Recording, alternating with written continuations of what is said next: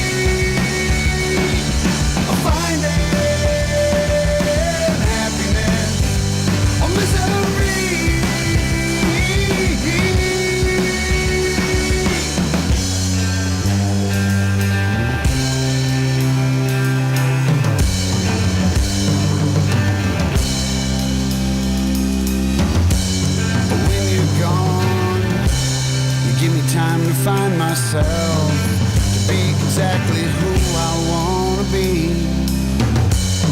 When you're gone, I am free. When you're gone, I am free. When you're gone, you give me time to find myself, to be exactly who I want to be. When you're gone, I am free. I am free. Gone are the days for me. Finding happiness or misery. I said gone are the days for me.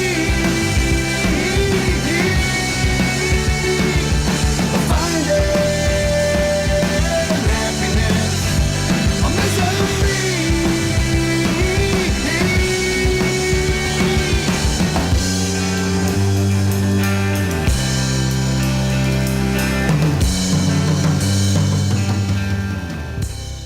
The following program is recommended for mature individuals and may contain material unsuitable for morons, cretins, and dishwipes. If you are a moron or a member of the PTL Club, please turn off your radio, because we don't need any more stupid, narrow-minded, pencil-neck geeks who wouldn't know the First Amendment if it came up and bit them on the butt. Thank you. Rikki Roxx, Rikki Roxx. It's Rikki Roxx, coming out of the box. Bitches come in frocks, trying to steal his jocks. He needs to be contained with padded rocks. It's the Rikki Roxx Show, spreading like the pox. Rikki Roxx, Rikki Roxx. Rikki Roxx, Rikki Roxx, yeah. Rikki Roxx, Rikki Roxx. Rikki Roxx, Rikki Roxx, yeah. Rikki Roxx up in your grill, motherfucker. Let's get ready to rumble. Echo. Oh, that's got to go off. And this one's got off. All right, here we are. The epitome of professionalism. Dude, that's like 500 different things I got to get off at the same time. I ain't that kind of man. I can't get 5 things off at the same time. That's a skill only Jeff Land has. Oh, my God. So here we are, episode number 113 of The Rikki Roxx Show, right here on Rocks100.com. Also streaming exclusively on YouTube. Make sure you smash that subscribe button. We're getting ever closer to number 70. Hit the bell, too. Hit the bell, too. Get notified. Sherry Claire's already in here. She's having a great day. Hopefully you guys are having a great day out there. We got Chris just joined us. She's probably experiencing her Woodward hangover. Oh, because I know she's such a huge fan of all the noise. What a train wreck. We'll get into some of this in a little bit. But right off the top, we played some Georgia Need, their song "Gone," because Kevin is now a huge rock star. His pay rate as a drummer just went sky high after that performance yesterday. I wouldn't go that far. Well, Pier Days, thousands of people clamoring, wanting encores. They want to hear more. It's not even George. They want to see more Kevin. No. They want that pretty Rochester boy to play some more drums. I think that was a thing. I think it was a thing. No, it was a really good turnout. We played there 2 years ago. The exact same stage in the exact same spot. We were on the country day though, and we still played for easily I want to say probably 400 or 500 people. There was a lot of people. Compared to last night. That's a small crowd. Yeah, it's a small crowd for Georgia Need. Even the first picture that I took, that was when I was getting all my gear on stage. Mm-hmm. The band before us, they had a decent sized crowd, and then they kind of dispersed a little bit, but probably about 20 minutes before we went on, it was just packed the fuck. Look at this guy, fucking rock star. They're like, oh, is that? It's like those guys in when we went out in Indiana and Kentucky. Is that Kevin Raslov? Holy crap, it's Kevin Raslov. We have to go watch him play. Yeah, I guess. Holy cow, he's in a country rock band. Yeah, playing the rock stage right before Uncle Cracker. He's big shit now. But yeah, no, it was a good time. The crowd was phenomenal. George did a really, really good job of working the crowd. He's kind of struggled with that a little bit as a frontman, but when we were talking after the show, he said, sometimes it's kind of difficult to get a crowd rowdy when it's, 3/4 empty. Right. And I get that. But yeah, no, everyone played really good. The sound was really good. Can't fucking complain one bit, man. All right, we'll get into this in a minute after we get through our nuts and bolts and harsh truths. Okay, so before I get into this, I did start a new group for fans of the Rikki Roxx Show because I was telling you before we went on, I don't know how many people posting on the actual Rocks 100 Facebook's actually getting to.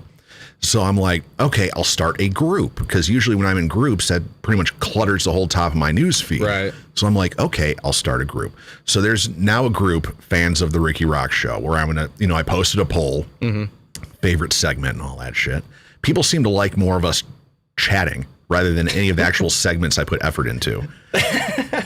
It's funny because it's like they like the chatter and the band interviews. And I'm like, wait, I put all this effort into nuts and bolts, the band of the week, beer of the week, no votes for any of them. I'm like, Jesus Christ. Yeah, it's kind of interesting that that's the kind of shit people want to hear. But at the same time, I guess I kind of get it.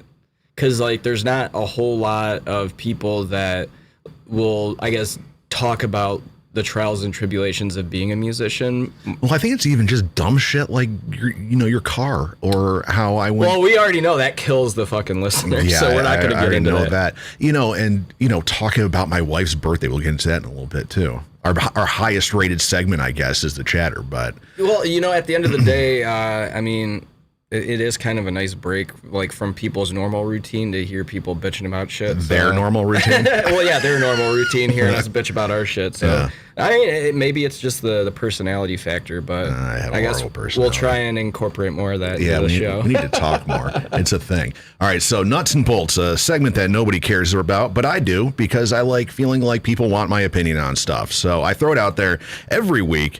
If you have a question about bands, live music, bars, entertainment, business, relationship advice, because I dug myself out of skipping out on Nikki's birthday last week, I made up for it this week in spades. I can teach you how to do that too.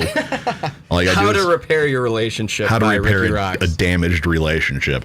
Hit me up, rocks100radio@gmail.com, or head on over to facebook.com/rocks100 and send me a message any way you can, and your question might be featured on the big show. Hell yeah. It's a thing.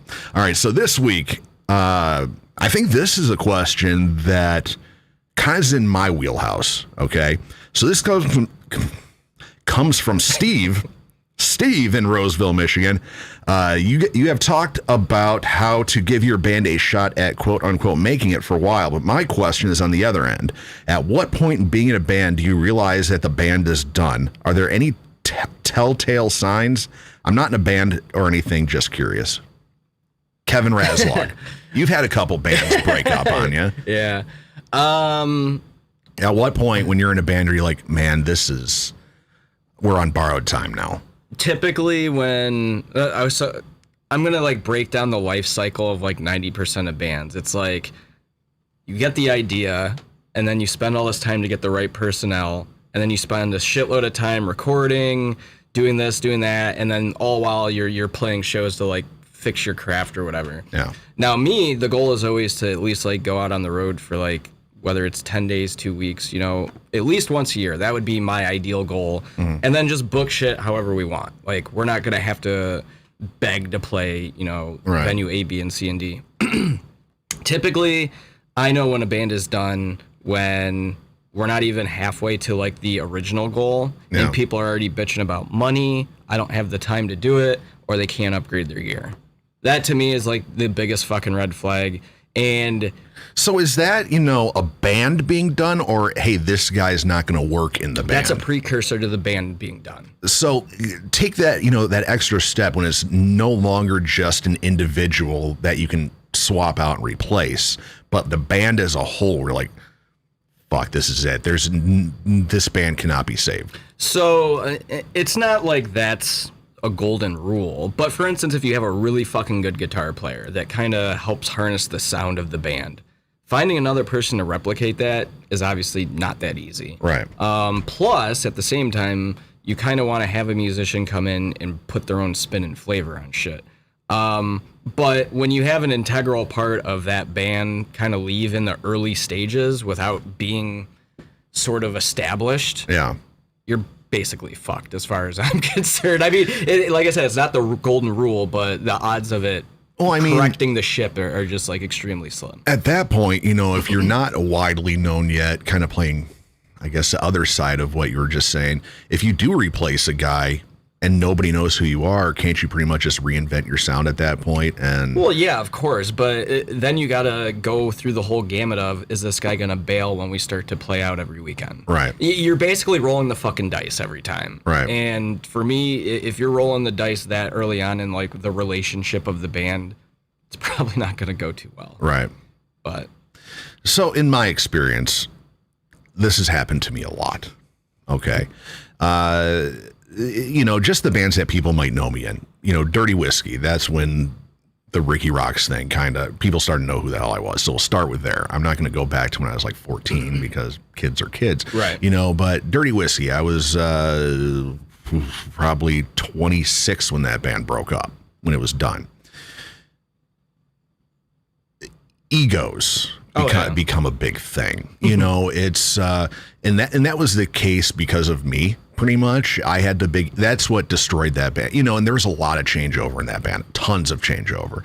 But we were playing simple rock, so you can swap a guitar player out any day of the week with half talent and make it sound halfway decent. When egos get bigger than the band, when one person gets bigger than the band, it's over. So it's over. That was you?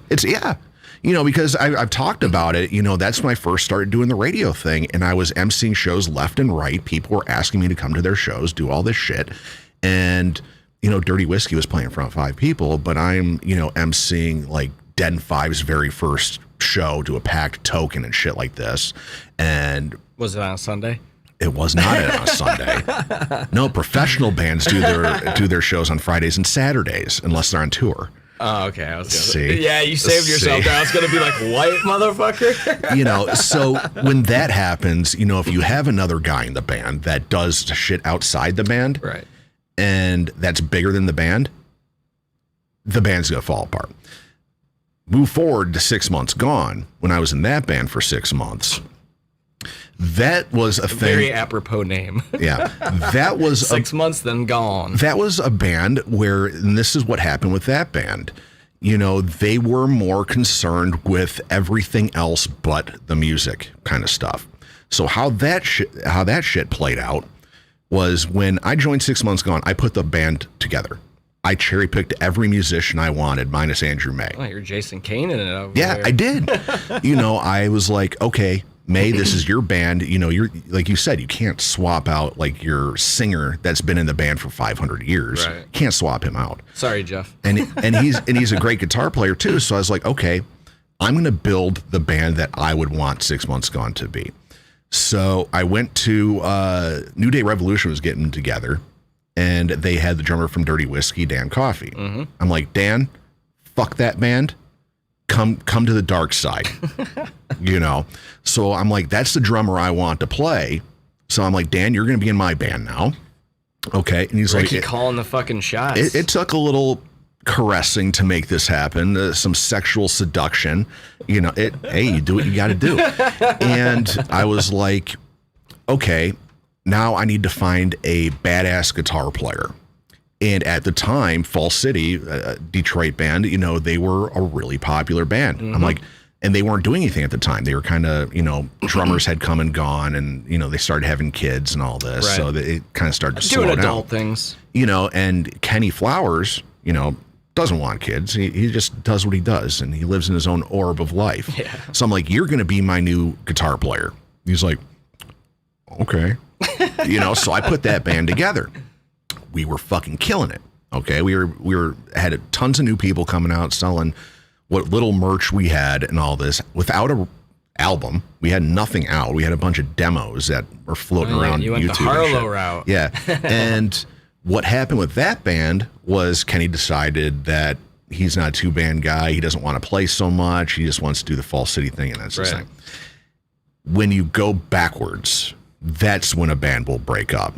Because the solution to that problem was to bring back the old guitar player, the old rhythm guitar player, and start playing 20-year-old deep cuts again rather than writing new stuff. The way I look at that kind of situation is like you and a girl break up and then like you date and then like 6 months, a year later, you get back with that person. It's like the odds of the same shit fucking happening again are so like high. You know, so when a band starts moving backwards, right, that's when a band's going to break up. And then Mound Road Engine, that band kind of split because people in the band had too much other shit going on the sides. Right. You know, Sean's doing her artwork and stuff like that. She was in about 2 or 3 other bands. James just got into Den 5 and running a tattoo company. You know, I was doing, you know, the radio show and building EVs. building EVs and, you know, being the personality thing. The Detroit rock god. Detroit rock icon. Richard Rockman icon. himself. You know, so that's how that band broke up. And, you know, New Day Revolution, it was, you just saw a lot of people just not interested anymore. You know, and I just quit that band before it fell apart. So that kind of encompasses a lot of different ways where you can kind of tell that a band is not going to be moving forward. So yeah.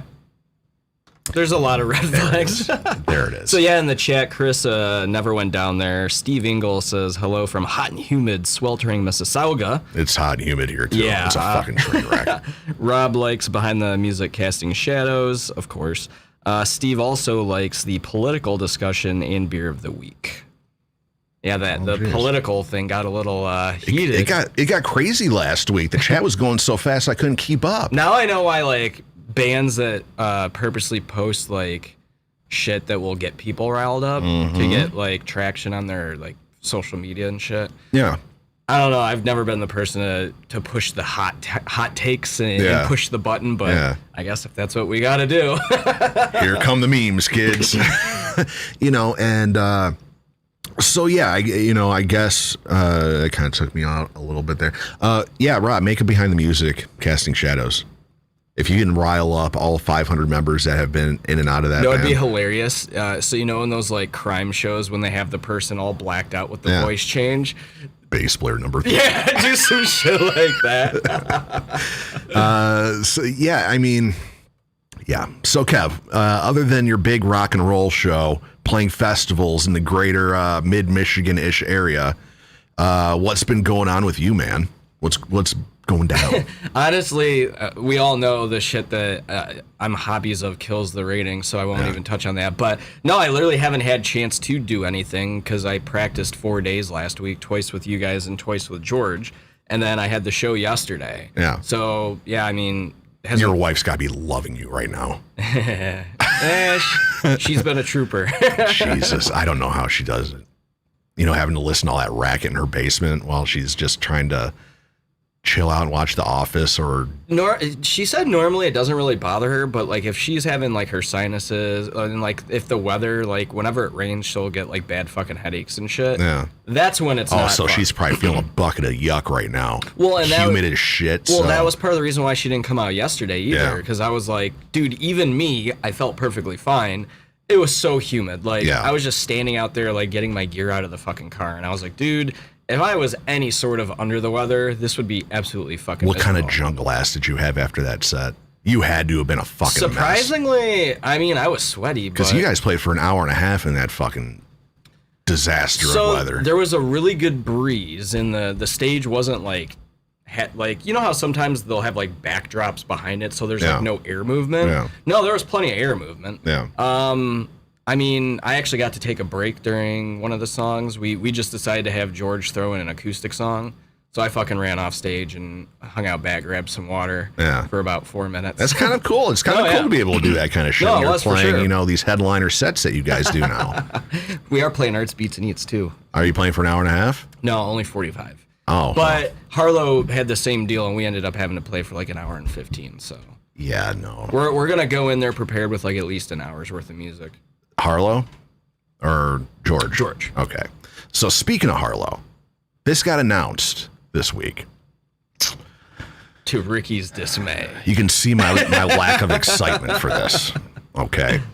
And you'll understand this lack of excitement because for everybody out there, Rox 100 is a big deal for me. Okay. I put a lot of time and effort into this. And Rikki this. thinks I'm just going to the dark side. Okay. So, when is this show? In October. October what? It's on a day of the week. Okay. Do I have to look this up and do horrible radio here? Shit.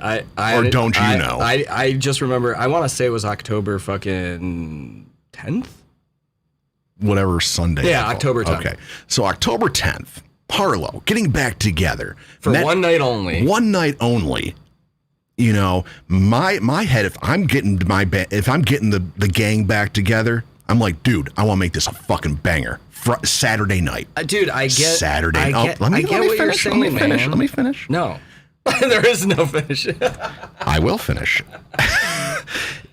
Okay, so I want to make this a banger. Harlow, or not Harlow. Okay. The people putting this show on, okay, they're like, no, we want to have our banger on a fucking Sunday. And, you know, when I saw it, I'm like, okay, you know, it's cool. You know, you're going to do the big cave radio show at the Token Lounge, yada, yada, yada, whoop-de-doo, you know, super cool. You do you, awesome thing. That, you know, in my head, I'm like, oh, it's a big event. Their 300th episode of Big and Bigger and Eric Schultes and Al and all them. And I'm like, oh, they're definitely got to be doing this on like a Friday or Saturday or something like that.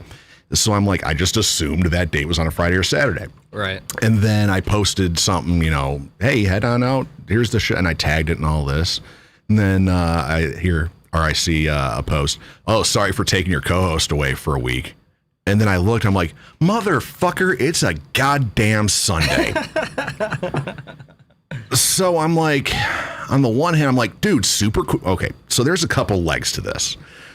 First, I'm super Spread cool. them, Rikki. First, I'm super, I'm stoked. Harlow's getting back together. Excited. Definitely a show I want to go check out. One night only. You know, this is a thing, a big deal. Super cool. You know, one of my favorite bands.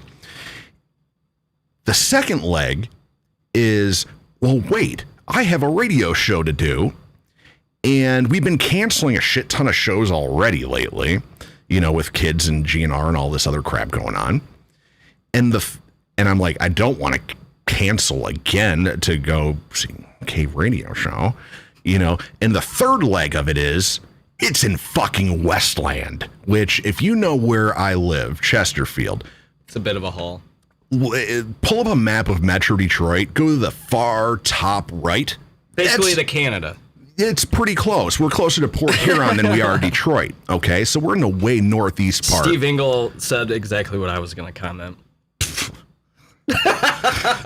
You know, so where I'm at is in the far northeast part of Metro Detroit. Literally, if you go 3 miles north, you are no longer in Metro Detroit. You're in another region that is not Metro Detroit. You're in the Port Huron metropolitan area. I don't know if that's a thing, Poho. But in Poho.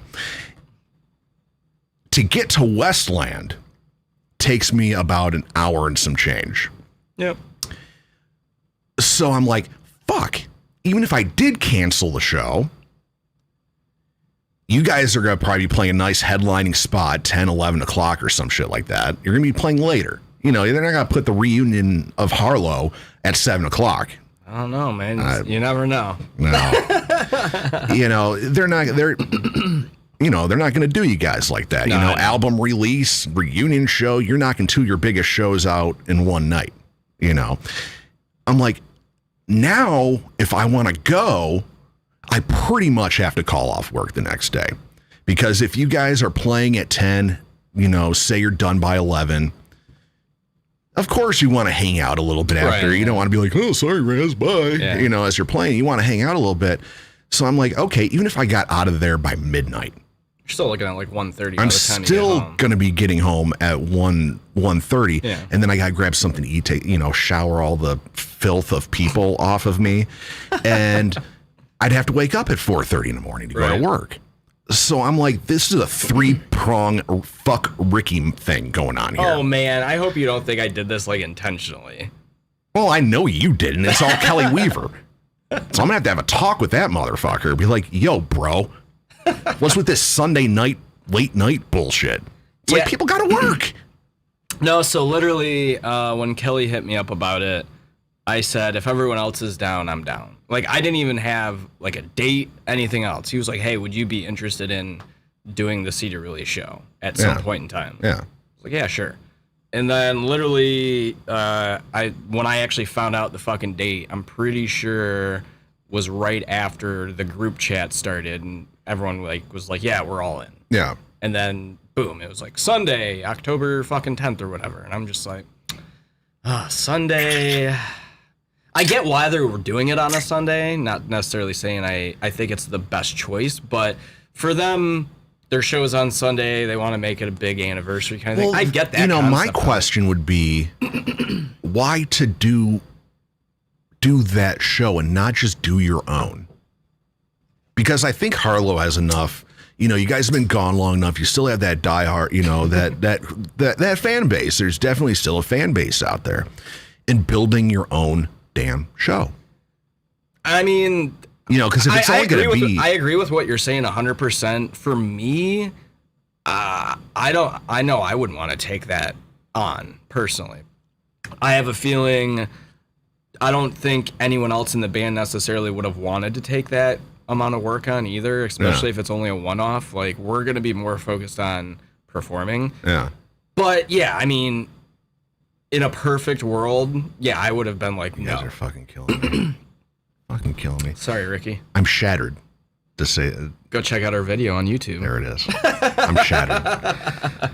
So, yes, at the end of the day, yes, I am happy for you. Whether or not I will be there, I have fucking no idea. I'm hoping, with the radio thing. I'll pay for your bar tab, Ricky. That don't mean shit. You gonna pay my bill rate the next day that I got to call off? I have a bill rate too. We can discuss this. $32 an hour. 32, that's it. Hey, I'm cheap. Oh, shit. So, yes, super cool.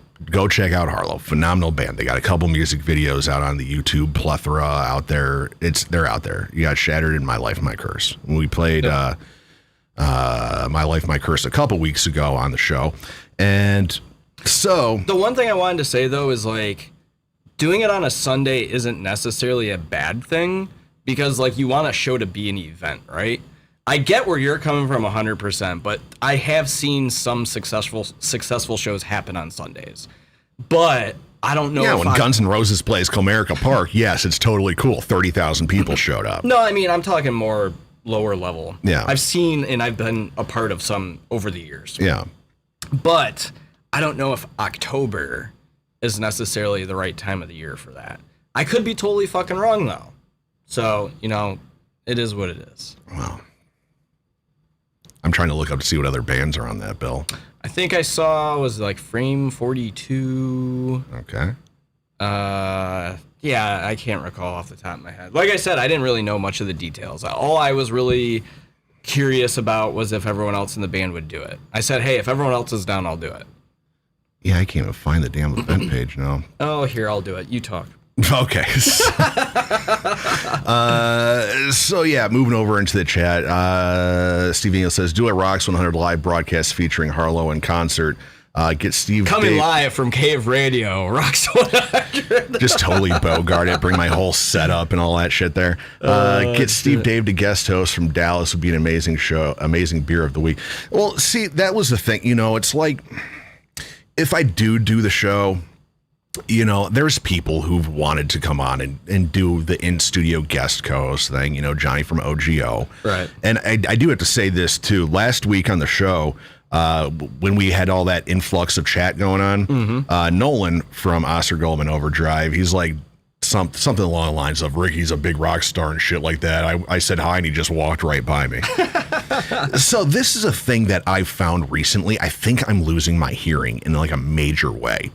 Because it's I've gotten that quite a bit where I'd be going to shows and people would be like, I'd be walking, going somewhere like the bathroom or something like that. People right next to me be like, hey, Ricky. And I just don't hear it. I just continue on my way. And they're like, dude, you fucking blew me off, asshole. I'm like, dude, I legit didn't hear shit. So when people are talking to me in a crowded place with, PA music going on, I don't hear it anymore. And you made fun of me for wearing fucking earplugs. That's why. And you see it. You see how loud my headphones, it's fucking ridiculous. It's hugely loud. I'm literally losing my hearing. Me being a drummer, I know once you kind of damage your hearing, like it's kind of irreversible. So I wanted to make sure I didn't damage it. But as far as that show goes, do the plugs. Frame 42, Montgomery Day, Kayla Drange, and then there's 2 more acoustic acts, which will be Acoustic Ash, and then our one buddy Jason Longuski. I don't know how to pronounce his last name. Oh, and then Darren McCarty is gonna be emceeing the show. Ricky, show you how it's really done.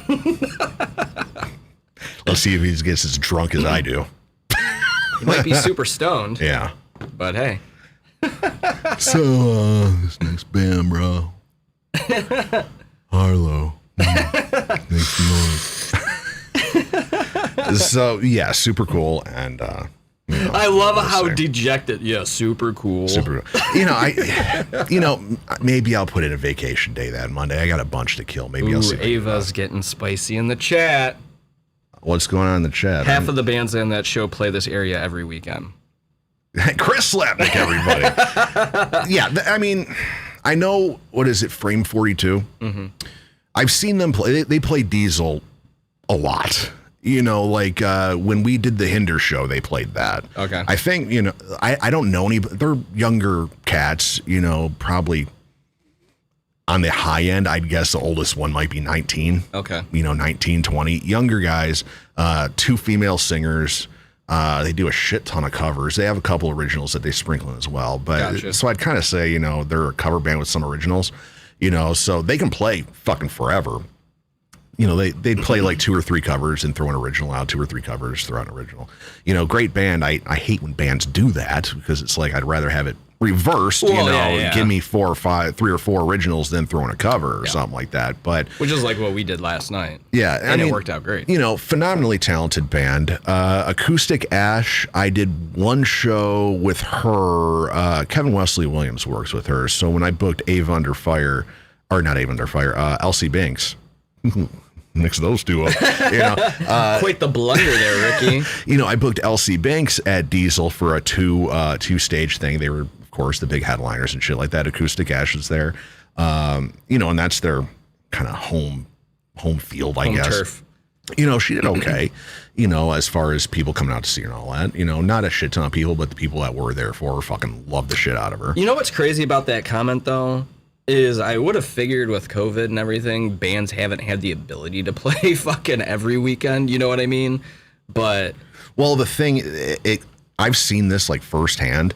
What happened was that bands hadn't played so long because of COVID. They will take any show they can get because they've been holed up for a year and a half. So like, dude, we need to just. I've been in 4 projects that have been held up.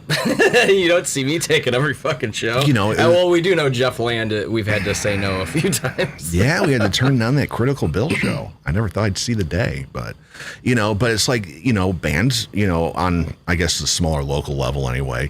I've seen shows and it's the same bands and maybe swap in 1 or 2 different ones, but. Everybody that's playing right now is pretty much playing anything they can get for the most part. You don't have that selective booking shit, like you're supposed to have. So, yeah, it's like I think I've played with Frame 42 probably 2 or 3 times since COVID. Oh, okay. But they've always been like right after us or something like that or right before. So I never got to really talk to them or anything like that. And they're all underage, so they got to get in bed by 9. Fair enough. Their moms and dads had to take them home. They got to work in the morning. It's a thing,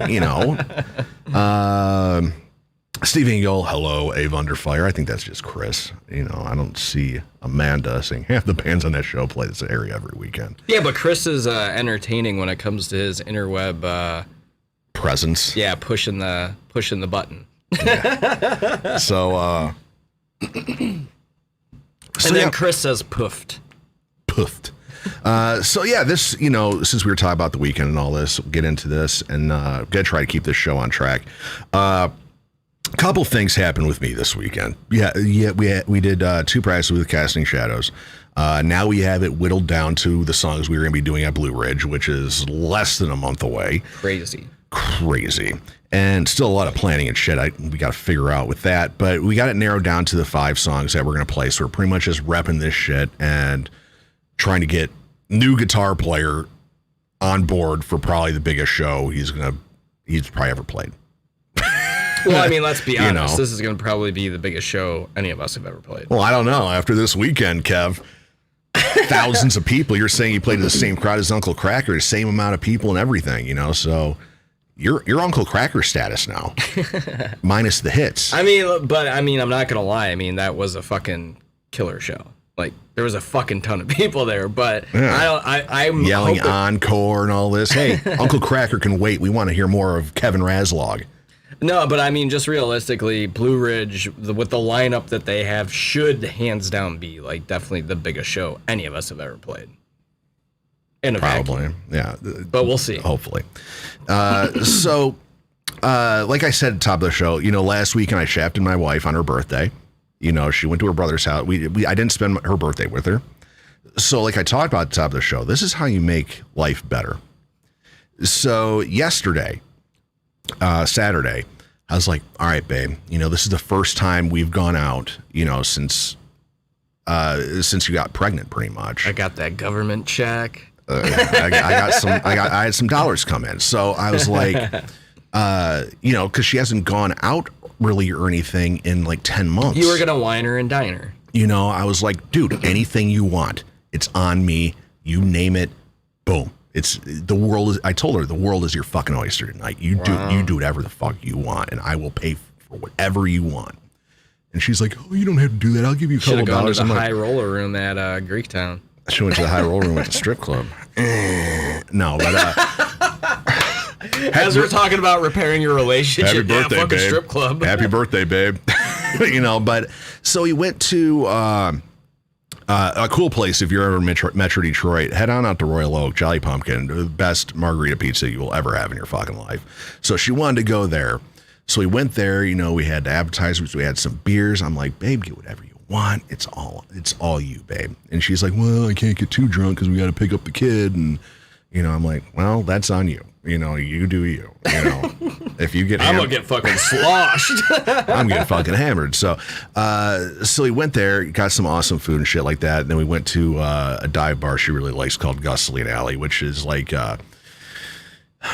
It's called Gasoline or Gus? Gus. Oh, okay. Gasoline Alley, because I think they got... It's modeled... It has like license plates on it. It's like a dive bar, and it's got like Ford... stuff all over the wall and shit like that, gas cans, you know. So like Vin Diesel or like Hector with his spoon engines would hang out there, right? Yeah. Okay. Yeah, it looks like a garage that they made a bar out of. Oh, okay. You know, so kind of sounds like those like things. A place I would go to. You know, a nice dive bar. And for years, you know, and this is what pissed me off about this place, because this was the one place that still had one of those old school jukeboxes with like the CDs and shit. Yeah. They got rid of, and all they would serve, it was like, you know, it was like whiskey and like High Life. You know, it was just, you know, and Molson and Stroh's, you know, your basic beers. And during COVID, they're like, well, we have to kind of take the cue from the millennials. You know, they don't like our jukebox anymore, which I guess like Metro Times, which is the big magazine here in Detroit, rated it as the best jukebox in Detroit. You know, it had everything like old school punk rock to like Skynyrd and all this shit. Stuff that more caters to older people, you know. If it's got fucking Freebird on it, it ain't no fucking millennial. You know, so unless you played Guitar Hero. They took that out, the old school jukebox, and they put that, you know, the digital bit where you can play any fucking like song you want. iTunes or whatever. Yeah, where you can play anything you want. So it's like we walk in there and it's like fucking like Drake is playing and shit like that. A bunch of fucking millennials. You know what and shit. pisses me off is I literally had an idea for that in 2009. And like part of my entrepreneurship class was like building a whole like business proposal for that exact same thing. Yeah. And oh man, I was so pissed when I actually saw that shit in action. I was like, man, I had this idea fucking years ago. Yeah. What, with like the jukebox thing? Or? Yeah, so basically my business plan, because iTunes was free, was to basically make like a fucking housing. I built a cheap laptop and it would have a touchscreen laptop. Yeah. And then the restaurant or bar would pay a flat rate to purchase it, and then every time there was a purchase made, they would get the money, and then iTunes would, obviously get their money too. Yeah. And like I did all the programming and development for it, and then my professor was like, wow, this is actually a really fucking good idea. Yeah. So he talked to somebody in legal, and where we got hung up was using iTunes specifically, because they're not going to be happy with us making money off of their shit. Right. So I kind of had to scrap. Well, we actually, I turned it in and I got an A, but like they wanted to actually pursue it because the university was literally going to like fund it, because that was the whole entrepreneurship program. They thought it was a great idea. And then this TouchTunes shit comes out. I'm like, those motherfuckers, I had this idea. Yeah, but it kind of sucks, when you have a place that's like that. Right. Where it back when I started going there when I was like 21, 22, it kind of catered to kind of like, certain demographic. It was a certain, you're kind of like rougher demographic. Yeah. You weren't getting guys with their avocado toast and shit like that. You went there if you were like in a punk rock band and you like drinking High Life and whiskey. That was it, and they had old school punk rock and old school rock and roll in there. Yeah. And now you walk in there, it's like Drake and Dua Lipa and all these popular things, which kind of kills the ambiance of the place. And then they did this thing where they're like, well, we can't get by just selling High Life and Strohs anymore. Now we carry all these different craft beers and shit now. So now you get the fucking, I'm talking like a fucking boomer, but all these fucking millennials and shit coming in there with their like polo shirts and shit like that think they're in a fucking dive bar getting their 12% stouts and shit like this and all this high-end shit. And it's like, while listening to Dua Lipa and Drake. And so we're like, dude, this isn't the same fucking place anymore. This place kind of sucks now, So the one thing I do like about those jukeboxes is some of them you can pay extra to like have your song move like at the top of the queue. So when I lived in Rochester, we would always go to this place called The Hills on like every Tuesday night, and it would be fucking packed. Like, to the point where it would take like 40, 50 minutes to get a goddamn drink. Yeah. So I'd walk up to the jukebox, I'd throw a fucking 20 in it, and I would bump. Rain in blood. No, Rick roll the place. No, I'd put on fucking like, never gonna give you up 20 times. No, I'd put on like As I Lay Dying and like shit like that, and I would move it to the fucking front, and I would do like 6 songs in a row. So like people would be like, oh, okay, just gotta get through this song. Yeah. Well, and then like the bartenders would start like turning the fucking volume down and shit. But literally 3/4 of the fucking crowd just dispersed because it was all this fucking like metalcore and shit. Yeah. And then I walk up to the bar, the bartender's like, that was fucking you, wasn't it, Mr. Metal Guy? I'm like, hey, now I can get a beer quicker.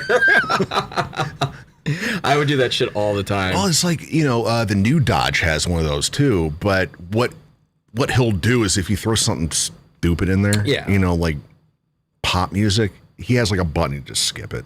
Wow. Where he's like, this song sucks. Skip, skip, skip. So they're paying this money here in the first 10 seconds of a song. Skip, skip, skip, So, it kind of sucked. So then after that, we went to Ferndale. And if you know what this weekend was, and you're not in Metro, Dream Cruise weekend, where a bunch of old dudes in their really cool classic cars go out. It's just a bunch of old but dudes. You also have the fucking young kids with these fucking like ridiculously loud and obnoxious like trucks with like huge speakers on them and shit like that. Like I was going down, I was trying to cross Woodward, and a truck pulled up next to me. He's got, what is that thing that they put on the back of pickup trucks, like a roll cage kind of thing? Oh, the back rack. Yeah. And they had like 18-inch woofer things put on it, and a guy sitting in the back kind of playing DJ and shit like this. And we were in Nikki's Trailblazer. The bottom of his car was taller than our car. So, and there's like just LEDs and totally not street. You can't drive this thing down the fucking road. There's like strobe lights flashing off it and shit like this. And, so you got those guys too, just mobile parties going down Woodward and shit like that. And I was like, fuck. So we went to a place called Fleet, way on the outskirts of Ferndale or by Hazel Park, kind of like in the kind of more hood part of Ferndale, I guess. And, they had food trucks and all this shit. So I had a couple drinks there, then went home, got the kid, and wrapped my wife's birthday presents, got her a bunch of cool shit. You know, she's like, you really spent way too much on me. I'm like, I know, I'm trying to dig myself out of a hole, baby. You know, and I bought her fucking Rob Zombie tape. She's like, oh my God, I never thought we were going to go to another concert this year. You know, you're so busy with your being a big rock star and all this. I never thought we'd ever have, be able to do anything. I'm like, I got you, babe. And now she's like, oh, well, get done with the show you're early. Mr. Big Rock Star now. You know, well, yeah, I will be after the show. So yeah, that was my weekend. So, what else we got? Anything you want to throw out there? No, I think we're coming up close to 8 o'clock here, so we got to get moseying on long before Alfonso. Mosey on. Oh, I have to call him, so he will answer when I am damn good and ready. But we do have a lot to talk about with Alfonso, so this will be super cool. We're getting to our Pump It or Dump Band of the Week. This is a segment where we find a band that you probably would not have found out about otherwise and kind of expose them to you guys, see what you guys think. This week, we have a band called Valyear out of Belleville, Ontario. This is the kind of band I like. It's kind of like a hard rock band, but it kind of borderlines on that metal thing a little bit, where it's not like, but it's right before it gets to that point. They have a new song out a new single called Like a Zombie off their Revolution Fear album that they just released on July 16th. 9-song album they put out. You can find it on Spotify, facebook.com/Valyear Band, VALYEAR Band. Recently signed to Wormhole Death Records to release their latest album. When I was doing prepping all this, I posted the Pump It or Dump It thing. You can head on over to facebook.com/Rocks100, find the Pump It or Dump It post and give it the big thumbs up if you like it, or the if you're not so much like it. But when I looked, like right before the show, is at like 57 likes or some shit like this. Damn. Sharing it fucking everywhere. So super cool. So we're definitely have to get in touch with these guys. So we're gonna play the video for that right now. It's a lyric video, but it's kind of super cool. So we're gonna listen to that, come back with an interesting beer of the week. Ooh. This one comes in one big thing, but there's a cork in it. So I'm gonna need your help with this, and I think we should do this on the air because it's gonna be fucking miserable. So it's gonna be super cool. And another beer that I stole from my wife that her brother gave her, and she's like, I'm not gonna drink it. You guys just do it for your show. So I'm like, thank you. I don't have to go to the bar or go to the liquor store. So here's Valyear and their lyric video for Like a Zombie. We'll be right back with our beer of the week right after this, episode number 113 of the Rikki Roxx Show, Rocks100.com.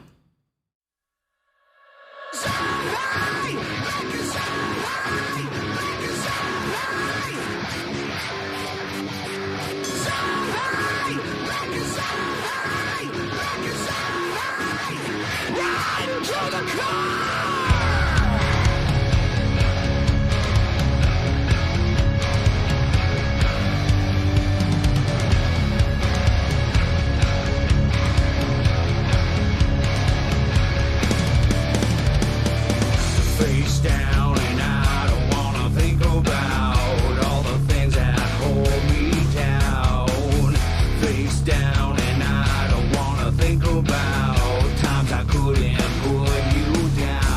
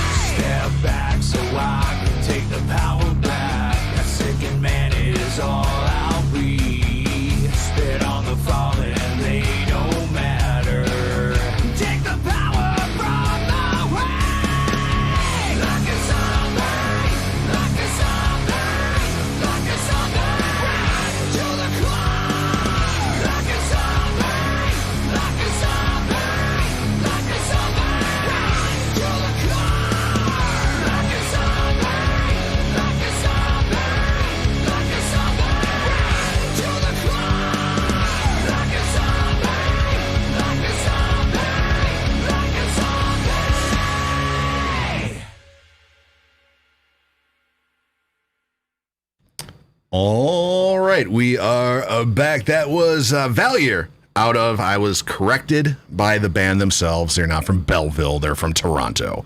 So there it is, their single, Like a Zombie. Head on over facebook.com/Valyear Band. Check out their new album, Revolution Fear. It's on Spotify. Go check it out. And last week we had Trumbull County, Hampshire, England, only had 8 votes. So Valyear's already got like 60, so gonna be definitely getting in touch with those guys. Steve Ingiel, I think he might have found a new band. He's like sitting there chatting with them. Oh, yeah. He's like, I'm from Mississauga, but from Toronto originally. See, this is the kind of stuff that we like seeing. Yeah, super cool. Super cool. Pumping through that chat again. There we go. So, yeah, super cool. What'd you think of him? Good. It reminded me of Alice in Chains, like had that kind of vibe. Not just like vocally, but kind of like the guitar work kind of reminded me. Yeah. Really good stuff, though, because I love Alice in Chains. So. And it was weird because I get all these emails from like Wormhole Death Records. And as the label name sounds like, it's predominantly metal, you know, stuff. So, you know, I'll listen for a little bit until the vocals go, and I'm like, nope, nope, nope. If it sounds like Cookie Monster, Ricky's not a And then fan. this band came out. I'm like, how these guys get hooked up on this label? I mean, this is like a fucking rock band, you know? So super cool. Steve Ingiel's on Cloud 9 right now. He's like, damn, how did a band like this from Belleville? All I know is they have a hockey team in Belleville. But, so we're going to get into our, oh yeah, of course, if you like that band, head on over facebook.com/Roxx100. Find the post for the Pump It or Done Band. We give it the thumbs up if you dig it, or the face if you don't like it.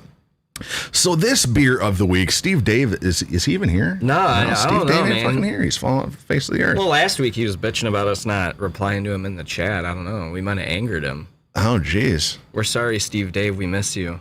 We're going through withdrawals. Kevin's like, wait, I miss you, Steve. I don't miss you. You know, so this week's beer of the week, I'm going to let Kevin open this because I don't do good with these. This is it's a big ass thing. It's heavy and it's And we're not talking about your penis. There it is. 750 milliliters of fucking greatness. This is Upland Brewing Company out of Bloomington, Indiana. Their Sour Reserve. This is a 7.3 ABV. No IBUs. This is an American Wild Ale. BeerAdvocate.com. There's no owls present, is there? Why? Dumb and Dumber. Oh, Jesus. He shoots the fucking owl. Okay. Let's see him do this. Oh, it's like Halloween. So a quick description on this. From the hundreds of barrels in our cellar, we identify the best to create Sour Reserve, a blend of 1, 2, and 3-year-old batches of our base blonde ale. Ooh, that pour. Is it a good pour or a bad pour? Oh, it sounded fucking phenomenal. Let me see yours. Yeah, thank you. I'm going to fucking mess it all up. Basis, this light colored beer is assertively tart and carries fruity notes and funky earthy aromas. A dry, complex finish with notes of wine, green apple, and stone fruit speaks to the virtues of time, patience, and craft. They aged this one, it says on the bottle, like aged in bourbon barrels or something like that. So, BeerAdvocate.com gives this a 9.5 out of 10, rating this a world-class beer. And we've had 9.5 Beer Advocate scores on here, and they've been disappointing to say the least. So this one I again stole from my wife because her brother gave her a bunch of beers and she doesn't want to drink them by herself. So she's like, better used on your show. So I'm like, awesome. Save me money, babe. Thank you so much. Happy birthday. Kevin Razlog, what are your thoughts on this one? I can already tell you right off the bat, I'm not going to be able to drink this. It's very like mead-like. It's not like beer to me. It's very, very tart. It is very tart. And that's like instant heartburn for me. Oh, no. I mean, and I just know that because anytime I've drank anything like this, like my stomach does not really tend to care for it. It actually tastes pretty good. But it ain't going to work for me, man.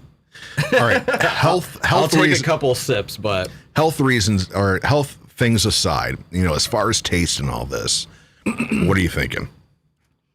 So it kind of reminds me of a little bit of like anything like the apple orchards kind of. It's got that kind of like feel, I guess, and like it's kind of like carbonated and shit. Yeah. But I mean, if I was into this kind of stuff, I'd probably like it. So Kevin Razlog, scale 1 to 10. I mean, I think we're going to be very different on these scores. I'll give it like a 4. Jesus. Last week we had, so you just don't like tart beers. No, it's not the tartness. It's that, like, for instance, if I have any mixed drinks with like grenadine, I get like. Last week you gave last week's beer a 4. I get like. Nikki's brother, you're dropping the ball. No, it's just not my jam. No. Overall, though, I mean, is the flavor profile mind-blowing or good? Not really. It just, to me, tastes tart as fuck. It's like I'm literally drinking a beer that's like grapefruit. You know what I mean? I can understand where you're going with. I mean, there's a lot going on in this. You kind of have that, tartness that you'll get from like a grapefruit, like a champagne or a wine. This is kind of thing way like that, more intense than a champagne, though. But as far as taste profile, where it's that tartness, I guess, that really kind of at the back of your mouth kind of feel or taste, that's what I'd usually get out of a like a champagne or a wine or something like that. When I do drink wine, I want to be bougie and shit. Wine out of a box, of course, but there is a lot going on. You do get a lot of a very fruity taste, which of course you're gonna get with a tarty beer, a tarty beer. But there, you do kind of get that mead kind of taste where, it kind of tastes more like a mead than it does a beer. For sure. You're not getting, heavy malt flavors or hop flavors or anything like that. This is, I mean, they call it a beer, but if you were giving me this blind, I'd think it was a mead. Right. I'd be right on point with you on that. But taste wise, there's a lot going on. I like it taste wise, as a beer, no. As a alcoholic libation, yes. So classified, if I knew this was a mead, I'd be off the charts with it. I'd be like, this is really good. Right. As far as a beer, and that's what I have to base it on because this is beer of the week. It's going to knock it down a little bit. I'm not going as far down as a 4. If this was a mead, this would be a 9 and some change. Very good. As a beer, I'm going to have to knock it down a little bit because it doesn't taste like a beer. They build it as an American wild ale. I don't get the beer taste out of it. So I'm going to have to go an 8. So Kevin gives it a 4. I give it an 8. That is a wide thing. Hey, we can't always, agree on everything. So. All right. So talk for 1 second. I got to throw another music video up here. Okay. So what am I going to talk about here? Well, I'm going to try and come up with something on the fly to fill up this little dead air segment that we have because Rikki put me on the spot and I have no idea what to talk about. So with that being said, I'm going to continue to talk about absolutely nothing that makes positively no sense at all until Rikki finally figures out what it is he is doing and gives me the nod to say, hey, you can shut up now. So with that being said, Rikki looks like he's getting very, very close as he feverishly clicks around the screen. Jeez, you really got nothing. Look at you. Dude, no, you put me on the spot. Like, I literally, my brain just went, nope, nothing. That beer got you. All right, so kind of did. So I got it. So we're gonna be good. So we're gonna get on the phone with Alfonso in a little bit, but first we're gonna play one of their newer music videos. It came out a month or 2 ago. Their new video for Animal Instinct. We got to talk to Alfonso about this because he does a phenomenal job at acting in this. Yeah. You know how it kind of reminded me of the New Day Revolution video when the last one I was in for 10 seconds where they were newscasters and shit. Yeah. Alfonso's a newscaster in this song. So we're going to check this out. Animal Instinct by Heartsick. Then when we come back, we are going to talk to Alfonso from Heartsick. A lot of stuff going on with him. We're going to give the people some background on what he's been putting on Facebook and stuff like that. The insider secrets kind of thing. What's he been talking about? Oh, I mean, he's touched on just, some different stuff that, most bands tend to, not think about. Mm-hmm. I'm going to let him get into a little bit more of that. But for instance, when you actually go out on the road and tour and shit, whether it's a week, 5 days, or a month, you learn really quick, hey, eating out multiple times a day isn't smart. Yeah. Get a cooler, buy food, like go grocery shopping. There's little life hacks, I guess, if you want to call it like that. But the stuff that he posts is more on the business side of it that I think most musicians just don't know because it's foreign to them. So until like you get like management or a label that says, hey, this is how this works, right? You kind of don't know. And for him, like he was talking about Spotify, that was a big one where, we'll let him get into it. I don't know the nuts and bolts of that one. But I mean, like that's specifically why I didn't exactly answer it, but he just goes into like a lot of stuff that, us little baby bands that don't have a label, that don't understand like the analytics and how certain shit works. These are little tips and tricks that like can kind of help make you get a little bit more exposure because it's already difficult as fuck to begin with. Boosting posts and I mean the whole 9 yards. I mean everything about being in a band nowadays, you're competing with every other band that's out there. So with this interview, yes, of course we're going to touch on Heartsick, but you think it's fair that we kind of more touch on kind of like the business side of it? I mean, shit, he's been around for probably as long as you in music, I'm assuming. I know you've been around for ages, but I mean... Thanks, guys.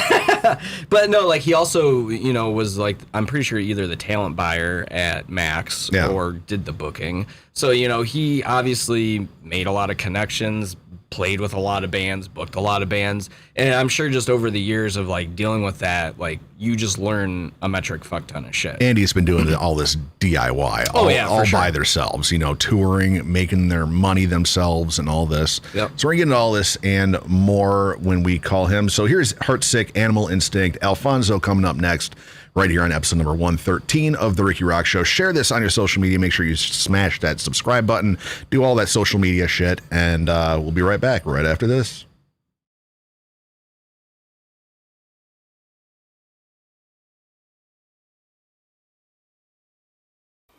Ruthless hunters, natural-born killers, constantly on the prowl for new prey. These are the predators. What's happening out there? What?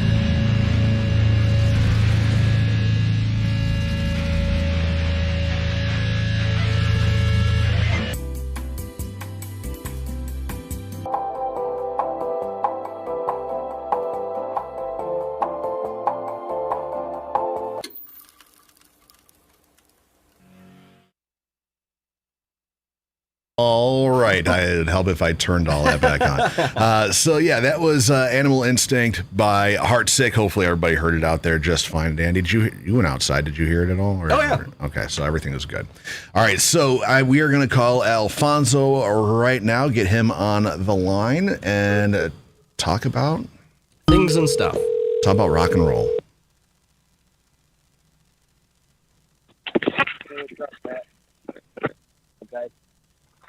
You there? Yes, can you hear me? I can hear you. All right, Alfonso, what's going on, brother? Hey, buddy, how you doing? Oh, just living the dream, man. Doing the thing. Are you still there, or do you hang up? Did we lose him? I think he might have hung up on me. He's like, "Fuck you guys, psych." Let's try calling it again. Hopefully, he's not in like Arkansas. No, right? All right, cool. So he's calling back. You there? Yeah, sorry, my phone fell out of my hand, man. Oh, yeah. Okay. So we're like, oh man, hopefully he's not in Arkansas. We have a horrible time when bands are going through Arkansas. No, not at all. I'm in Lansing, just doing my little delivery job. That's all, buddy. What's up, guys? How y'all doing? We're doing all right, man. And getting down to brass tacks. We played "Animal Instinct," the new video from you guys, came out a little bit ago, and I told Kevin, I'm like, dude, Alfonso does a little bit of an acting job on this one. It's not just like the live shots of you guys like rocking out and shit. You started acting on this one. Take us through that video real quick and the whole concept behind it before we get into the nuts and bolts of why we wanted to talk to you today. So basically the song is basically about just like how I kind of just see the state of the world like just really messed up and just like don't really care about each other as human beings anymore. We've basically just sort of dwindled ourselves down to one side or the other and, agree with me or I hate you or just basically being like we're so desensitized from everything, so we see on the TV and we sort of like, we see so much violence, so much gore, so much everything that, we get into politics and it's kind of like, a human being dies and people are like, whoa, and they argue more about the fact whether they deserved it or not, rather than like looking at a human life being lost, what I'm saying? So the video is kind of along that line. It's kind of just like all the sort of hateful things in the world, but transcended into just one specific like situation of like violence and a mugging kind of thing, I gotta say, the production quality of the video was phenomenal. I know you just went down to, I think, Atlanta. You posted some pretty badass videos of you in like a field with like some sick flames. Was that something you guys consciously were like, hey, we need to step our game up for a content standpoint? Because all the stuff you guys have been putting out over the last, I don't know, like couple of years has been really fucking top notch and definitely sets you guys apart from most of the bands and, what we can kind of afford to, put out.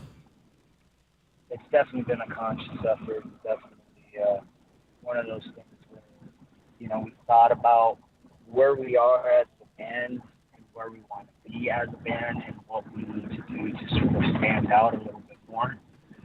And part of that was just the presentation of the band in general, how we're going to be seeing visuals and all those kind of things. So for us, it was a no-brainer, and it kind of just fell into our lap. A buddy of ours that we work with from time to time, his name is Jason. He used to be in a band called I Kill Ya out of New York, and he called me up. He's like, I really love the band, dude. I think you guys are great. You guys really need to step up, like, your video game. Like, it's cool. Some of your videos are really good, but it's not doing justice to the songs that are coming and all the new stuff that I heard. And yeah, we agreed. And he's like, I have this buddy who does videos, and he put us in touch with him.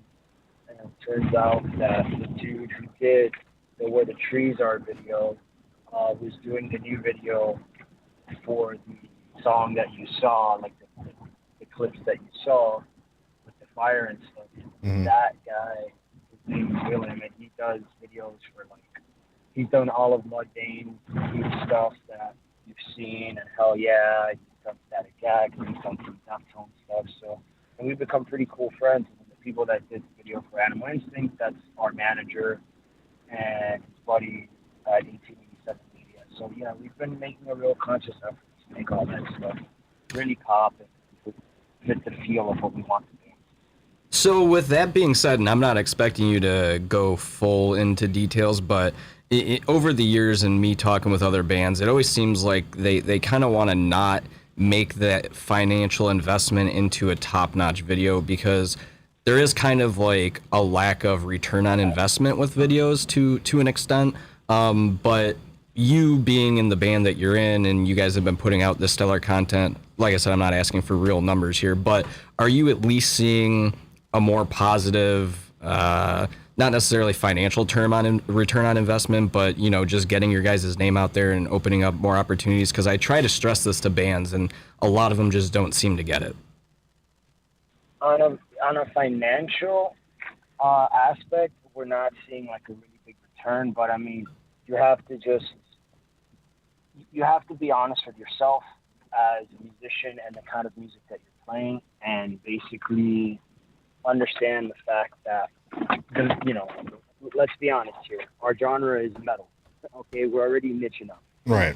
You know, trying to make a shitload of money as a metal band is hard enough as it is.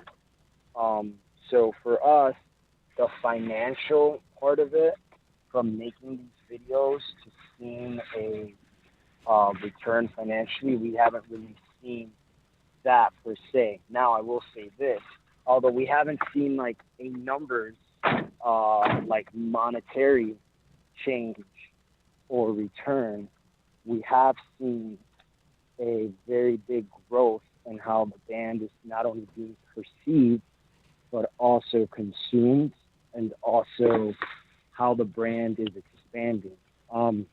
My suggestion to people in bands and, you know, making these investments and whether you're going to get like a big return or not, I don't think you should really focus on it, right? I think the idea is to us, it's you're trying to tell people, hey, I have this product that I really, really believe in. And this is how much I believe in it, that I'm willing to make this X amount of sacrifice and art and investment into it because I think it's worth that much to people, you know? And here it is, and maybe you may not see a big financial return right now, but the reality is that you'll eventually see a return down the line.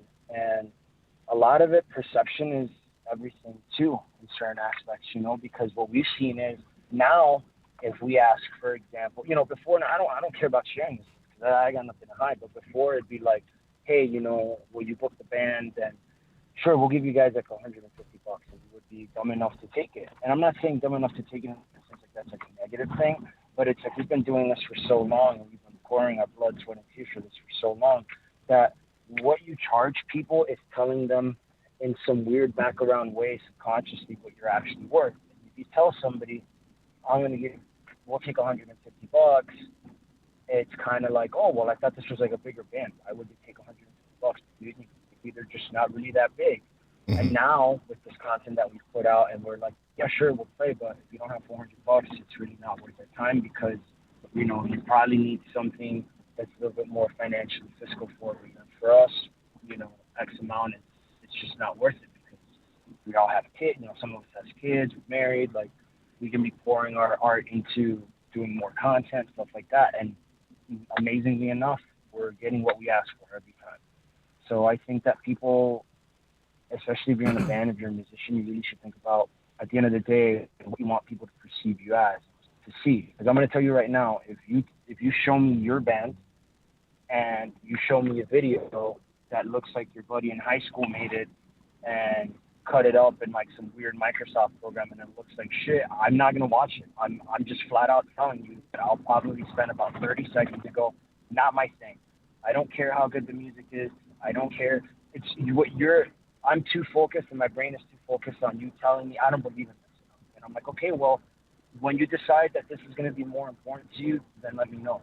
But if you send me something that looks stellar, my brain is going to be like, holy shit, look at this. And it may not even be the greatest song in the world, but it looks visually cool and appealing, and it's got a lot of like investment in it, and people are going to be bound to be drawn to that. And that's just the reality, man. I mean, it's just the world that we live in. And it's, you know, and I believe in my band, and I believe in what we do, and I love what we do, and I think that we're an amazing band, and I want everybody to know my band. So why would I only spend $100 on a video so that people think my band is worth $100? And I feel like my band is worth $1 million. So I'm going to spend $3, $4, $5, $6, $7, $10,000 on a video because that's how much I believe in it. You know? So. I mean, that's a really, really good way of putting it. I mean, it's just one of those things where... And he does make a good point with the videos, you know, sure. because I'll get sent dozens of videos. Hey, check out my band, yada, yada, yada. I'll, like, when I listen to a song, I'll listen for 10, 15 seconds. When I watch a video, I'll watch it for 10 or 15 seconds. And if I can tell, yo, this was done on an iPhone 4, right? You know, and, you know, it's not synced up. It doesn't look good. And I'm like, okay, this band doesn't take themselves seriously enough. Why should I take them seriously? You know, when, like Alfonso said, you know, it's like when you put out a good product, you know, and this is a tip for all you shitty bands out there. If you believe in your crappy band that much and you put a lot more, you know, behind it and do it professionally, you know, we've heard the songs that are on the radio. They're not good songs, you know, but they have great production. They have great videos, all this and this. And there's a reason why people are drawn to it, because it's pro. It looks like it's huge and people want to be a part of something that's huge, you know, stuff like that. So makes a lot of sense. And something I want to throw at you, Fonz, is you've been making these posts, and this, you know, it got my attention. You know, you're posting these insider secrets things, you know, with like CDs you made a post on, and the physical format of CDs, and, you know, not charging a set rate for them, and making them donation kind of things. You've posted things about Spotify and how to release things on Spotify and Nielsen SoundScan and all this. You know, how did you come to learn all this stuff? Because one of the things that I sense you're very proud of is your band is a DIY band. You know, you don't have Warner or Universal pumping thousands and thousands of dollars into the Heartsick machine. You know, you're doing this all on your own. At what point did you learn all this stuff? 20 years of eating shit. Pretty much. I mean, you know, I'm okay. So I'm a real big believer in screwing up, like, and totally messing up, you know. But there is a beauty in making mistakes and messing up, because the takeaway is, okay, what did you learn, right? And I kind of like, I apply this to life because it's sort of the same thing in martial arts. Like, I'm a martial artist, right? Mm-hmm. Like, we always say embrace the suck, right? And it's like the only way you're going to learn things is if you suck and you do it wrong. Like, if everybody did everything right all of the time, no one would learn anything, and everything would be perfect. And when eventually something would go wrong, everything would fall apart, and that's it. End of story, you know? I learned all this stuff just by trial and error, by people telling me, because, you know, I built up a relationship with them, and they felt comfortable telling me these things, and I just held on to them for a really, really long time and kind of practiced and put them into practice.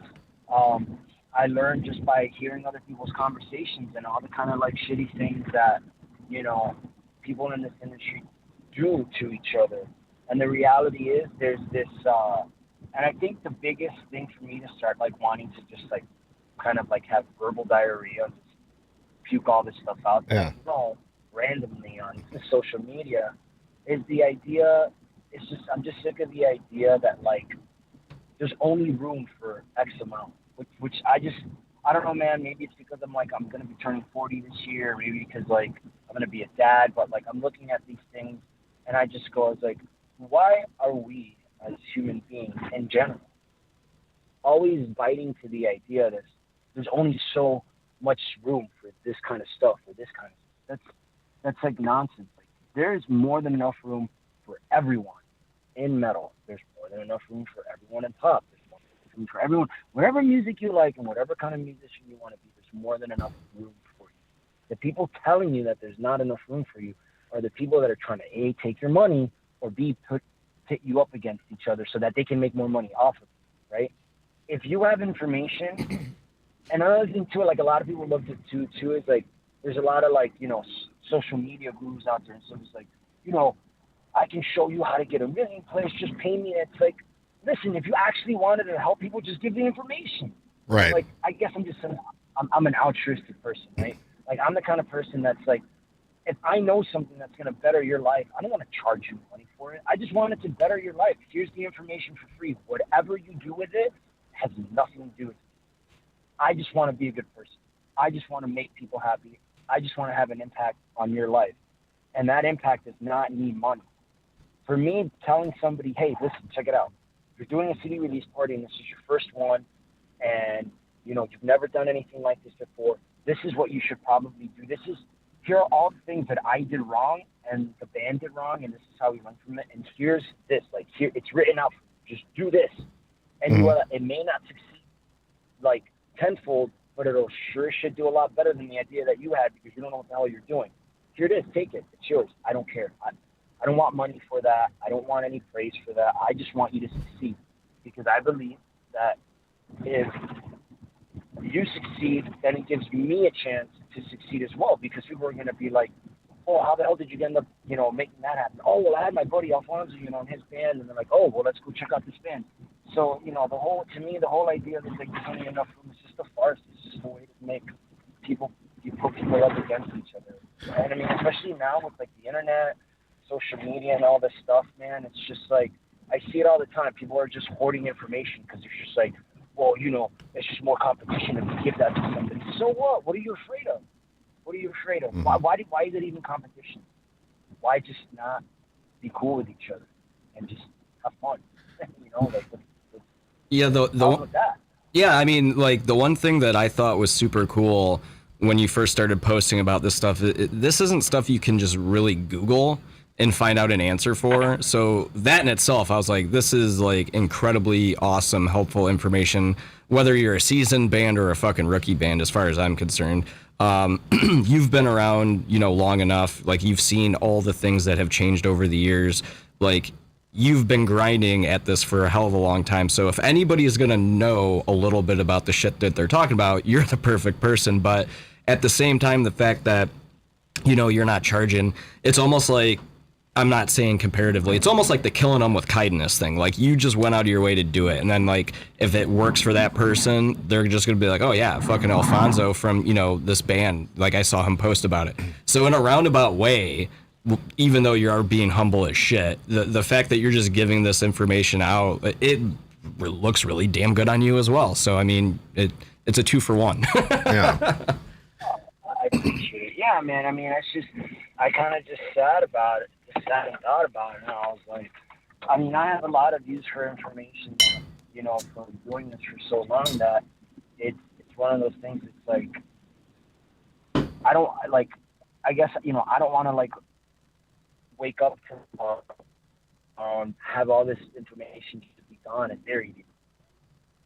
It can help people, so why not? Right. So, and a thing I wanted to ask, you've been around bands for a long time, both with Heartsick, Heart of Jordan, and when you were booking over at the Loft, working with all these bands, what are some, mistakes that, independent bands are making that you wish you could just, shout out to all of them? Yo, guys, you're going about this whole thing completely wrong.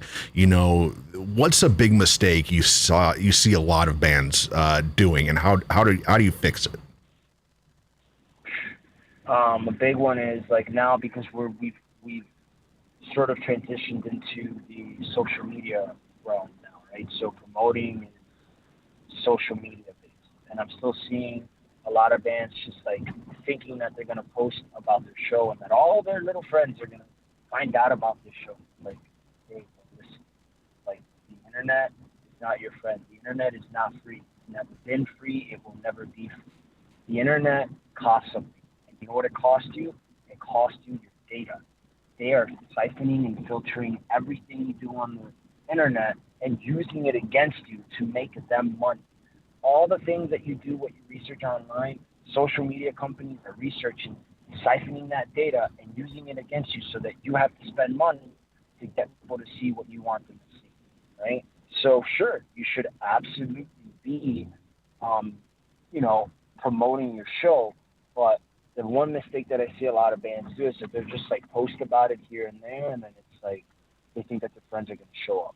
It's like, no, you have to 100% have to get on the internet every single day. And if you have a show that's a month away, what you should be doing is, one, everybody in the band should be posting about it once every day, or twice every day on top of once every week of anything else from your site. Two, you should be purchasing ads on Facebook and Instagram. And yes, spend money. Like, I'm sorry. I'm sorry. It costs money to do this. Mm-hmm. Figure it out. Figure it out. Doesn't matter what you do, figure it out. It costs money to do this. So what you have to do is promote the show and buy ads, but not just buy one ad. Like, you got to buy like 3, 4, 5, 6 separate ads. Each of those ads, make them like $25, $40. Target a specific location. Make that location maybe about 25 miles radius, and then keep doing that, because those ads need, it's like, how do you, okay, you guys and myself are older, so it's like, how do you think we still remember commercials like Geico commercials? Right. So easy in a caveman can do it. Right. Or like those Bud Light commercials, like Real American Heroes, like, that's not a mistake. Those people were spending a shitload of money. So you see that every single time you turned on TV or turned on the radio, it was always there. It's not any different. It's psychology. Yep. It's psychology. The more someone sees something, the more they're going to be susceptible to it. It's just like those Summit Place Kia commercials, man. I can't get that shit out of my fucking head. Yeah, right? It's like, so that's one big mistake that I see them do. The second mistake that I see a lot of bands do when they come in for shows and stuff like that, they don't understand etiquette and how far etiquette really goes. Like, getting to a venue and finding the promoter first and foremost and going right up to them and just being cordial and be like, hey man, I'm so-and-so. Thank you so much for letting us play here today. We're super honored. What can we do to make this really easy right now? Should we bring in our gear? Like, just be nice. Just be nice. Mm-hmm. And you'd be surprised how many promoters will go, even if you weren't good, if they didn't like your band, but they remember that you were nice and that you were easy to work with, and they'll invite you back. Yeah. A lot of bands just walk in there like, hey man, what's up? So where do you want us to put our gear at? What time are we playing? Oh, why are we playing first? Like, hey, shut the fuck up, bro. No one fucking asked you. Who the fuck are you? Nobody. How many shows have you played? None. Okay, shut up. You don't get to say what time you play or you don't play. I don't give a shit how many tickets you sold. None of that shit matters. Pay your dues. Like, if you sold 100 tickets, great. Fantastic. That's fantastic. That's great. Can you do that a year down the road? Yeah. No? Then you have no room to ask for things. That's one thing that, like, bands always try and do. It's just like, ask for stuff. Like, constantly asking for things. It's the weirdest thing, and that's a big mistake that I see bands do a lot. And it's just like, wow. Like, it's almost comical how bands just think that they're like somehow entitled. They're like entitled. You know, and I see that mistake a lot. That's a really big mistake I see from bands. But yeah, I think those are like two that I can like really think about and go, oh yeah, those two for sure. And another question, that I had for you is, you've for a long time have been, let's just say, not the biggest fan of the major labels and stuff like that.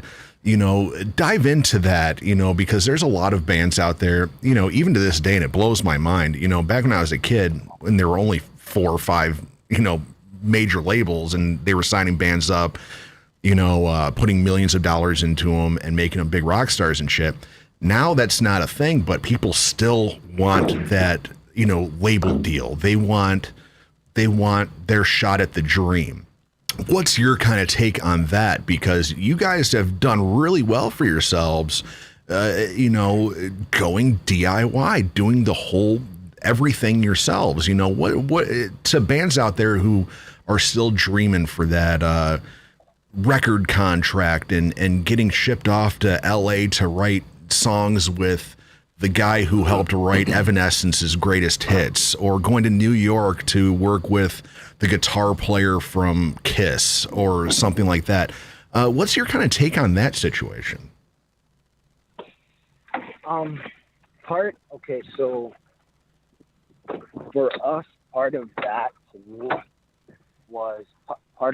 me is just sort of, I'll just be honest, it's sort of being like, I wouldn't say like I'm anti-labels, but I would say I learned real quick that I had a chip on my shoulder, because for the longest time, you know, like I said, I'm an altruistic kind of person. I have this really sort of like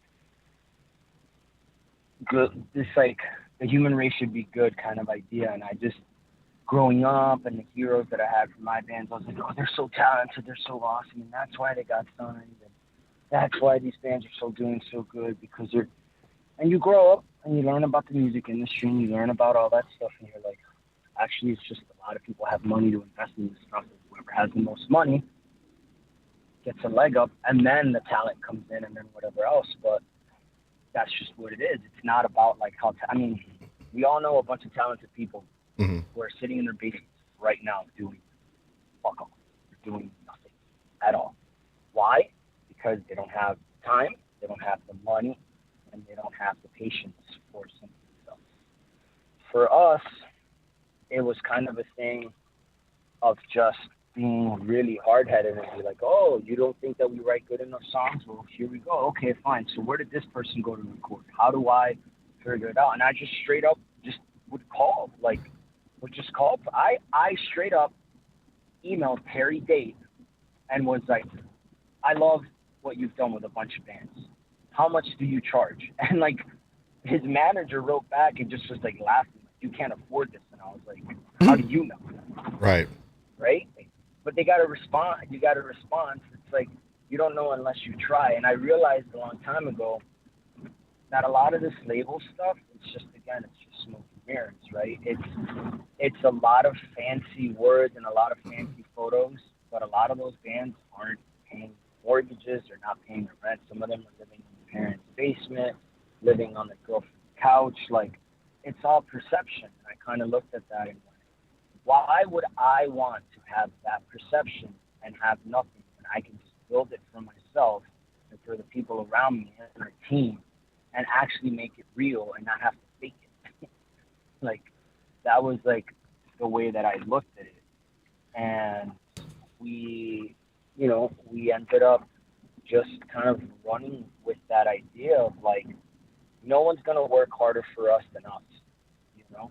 And if you want to get somebody's attention in the industry, it's not going to be your talent. It's going to be your work ethic and what you're willing to, if you're not willing to take a show 24 hours before your next shift at work and going, sorry, job, I can't come in, I've got this, because it's a really important show because you got asked by, a really big name to be out there. Yeah. Then this isn't for you. Stop. What you're doing is a hobby. Go be a hobby. Go do that. It's going to kill your drive if you try and do it the real way. If you're not willing to do those things, then, and I just kind of realized that, and then I thought about labels in general, and I was like, well, what do labels do for you? Labels are just basically a bank. That's really what they are. They're just a bank with an incredibly ridiculous interest rate. A bank that says, we're going to give you X amount of hundreds of thousands of dollars to do this, but you're going to pay the interest rate on this of 75%.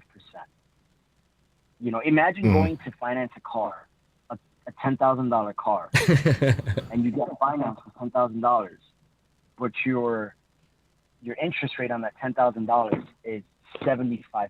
That's insane. You're paying That's bonkers. You're paying $18,000 for that $10,000 car. Exactly. You're better off just saving up the money. Yep. And doing it yourself and going to just buy a car yourself without taking the finance. You know? And that's kind of the way that we looked at it. So kind of just started. Was there a point with you guys where you got some of those? Because I'm only imagining, you know, with all the work you've put into the band over all these years and all the big strides you guys have made, you know, with the top-notch music videos, you know, your social media, your music, the merch, the whole bit.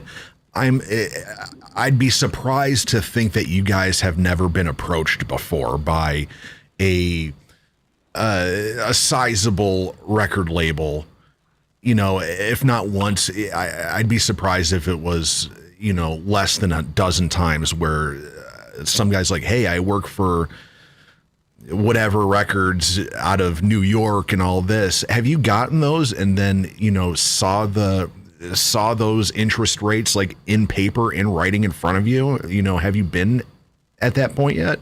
No, just to be flat out honest, we've never been offered a deal by anybody who remotely matters in the big grand scheme of things, like big names. Like, no one's ever approached us and been like, I will flat out tell you exactly what like happened. So there's a guy named Mark Abramson. He was working for, I think, Roadrunner or Metal Blade, one or the other. I can't remember which label, but he's their like radio guy and their like promo. He was like the vice president of that sort of department. And we straight up sent him our CD, or Steve's like, and we're friends. I'm friends with Mark. He's a nice guy. Totally nice guy. And we had our publishing company have a meeting with him. And Mark was like, I love this band. This band is great, but you're not making money. So not worth my time. And that's just what it is. It's like, and that's why I kind of compare it to a bank. Because like when you go show like a business idea to a bank, and you go present what your idea is, if they don't think it's gonna make money, they're just like, don't care.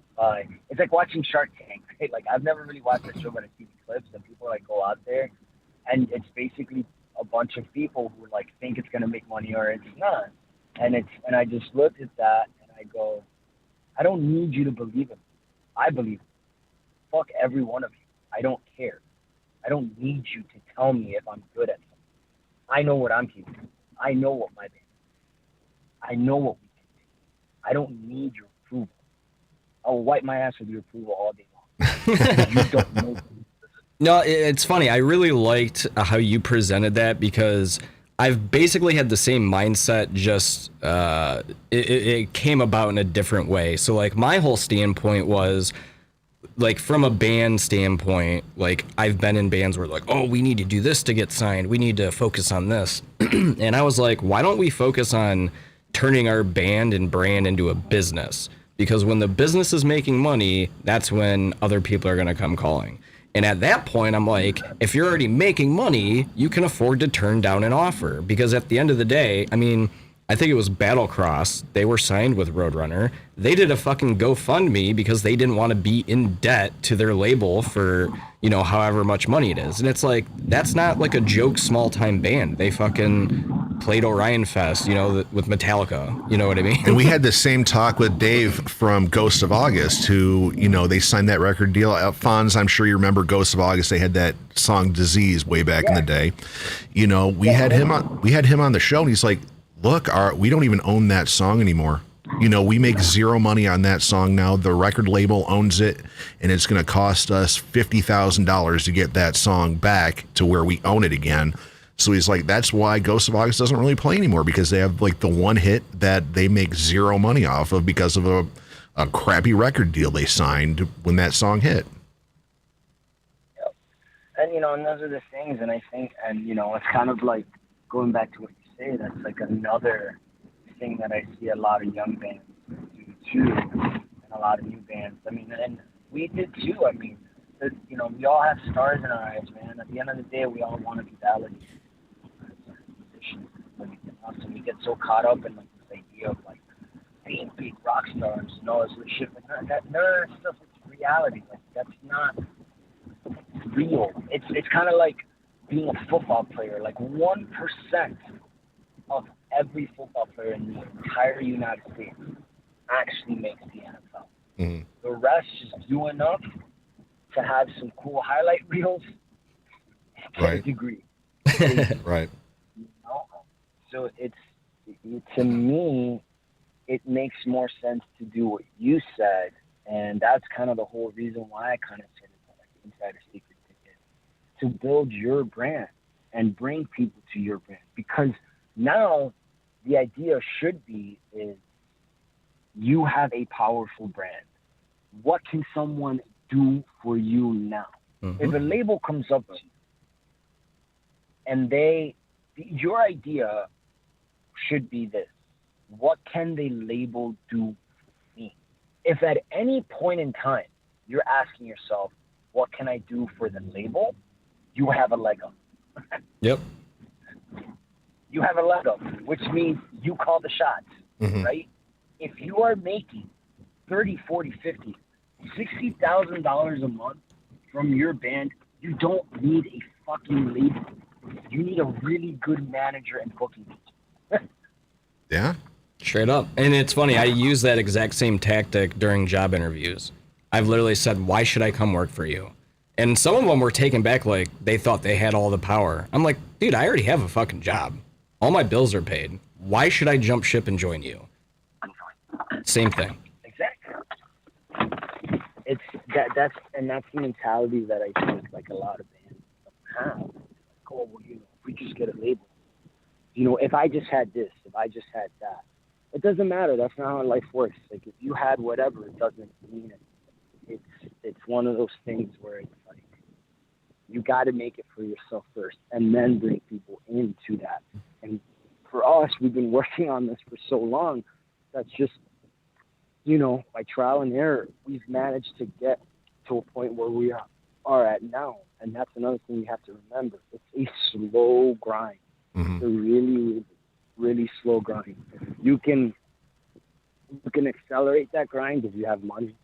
That's the truth. But it's still a slow grind. I mean, hey, if you got somebody who's willing to lend you $100,000, sure, you're probably gonna knock.